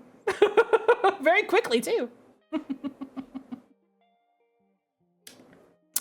You can drive into the scene drunk, but if you don't do your job and continue to drink, then that is the end of the game. All right, let's find a person to raid. We'll do Detective Noir in the future because I think we would have a lot of fun with this one. This one goes places. You can interrogate people like this one goes places. It's really interesting. There's a whole house to explore. There's like tons of clues to figure out. It's a really cool game. Okay, so let's get some raids going out. So yeah, Thursday collab. Saturday we're gonna be doing 1001 Nights. And just keep an eye on the Discord for future updates. Let me switch back to my office again. You want to be a real The game is really interesting. Keep an eye on the Discord for future updates. And let's just see what's on my schedule next week because... Oh yeah, next week we're doing the YouTube stream. Yeah, we're doing the YouTube stream. We might be able to do more of this shenanigans next week though, if you guys want. All right, let's do the raid out though, so I can go to sleep.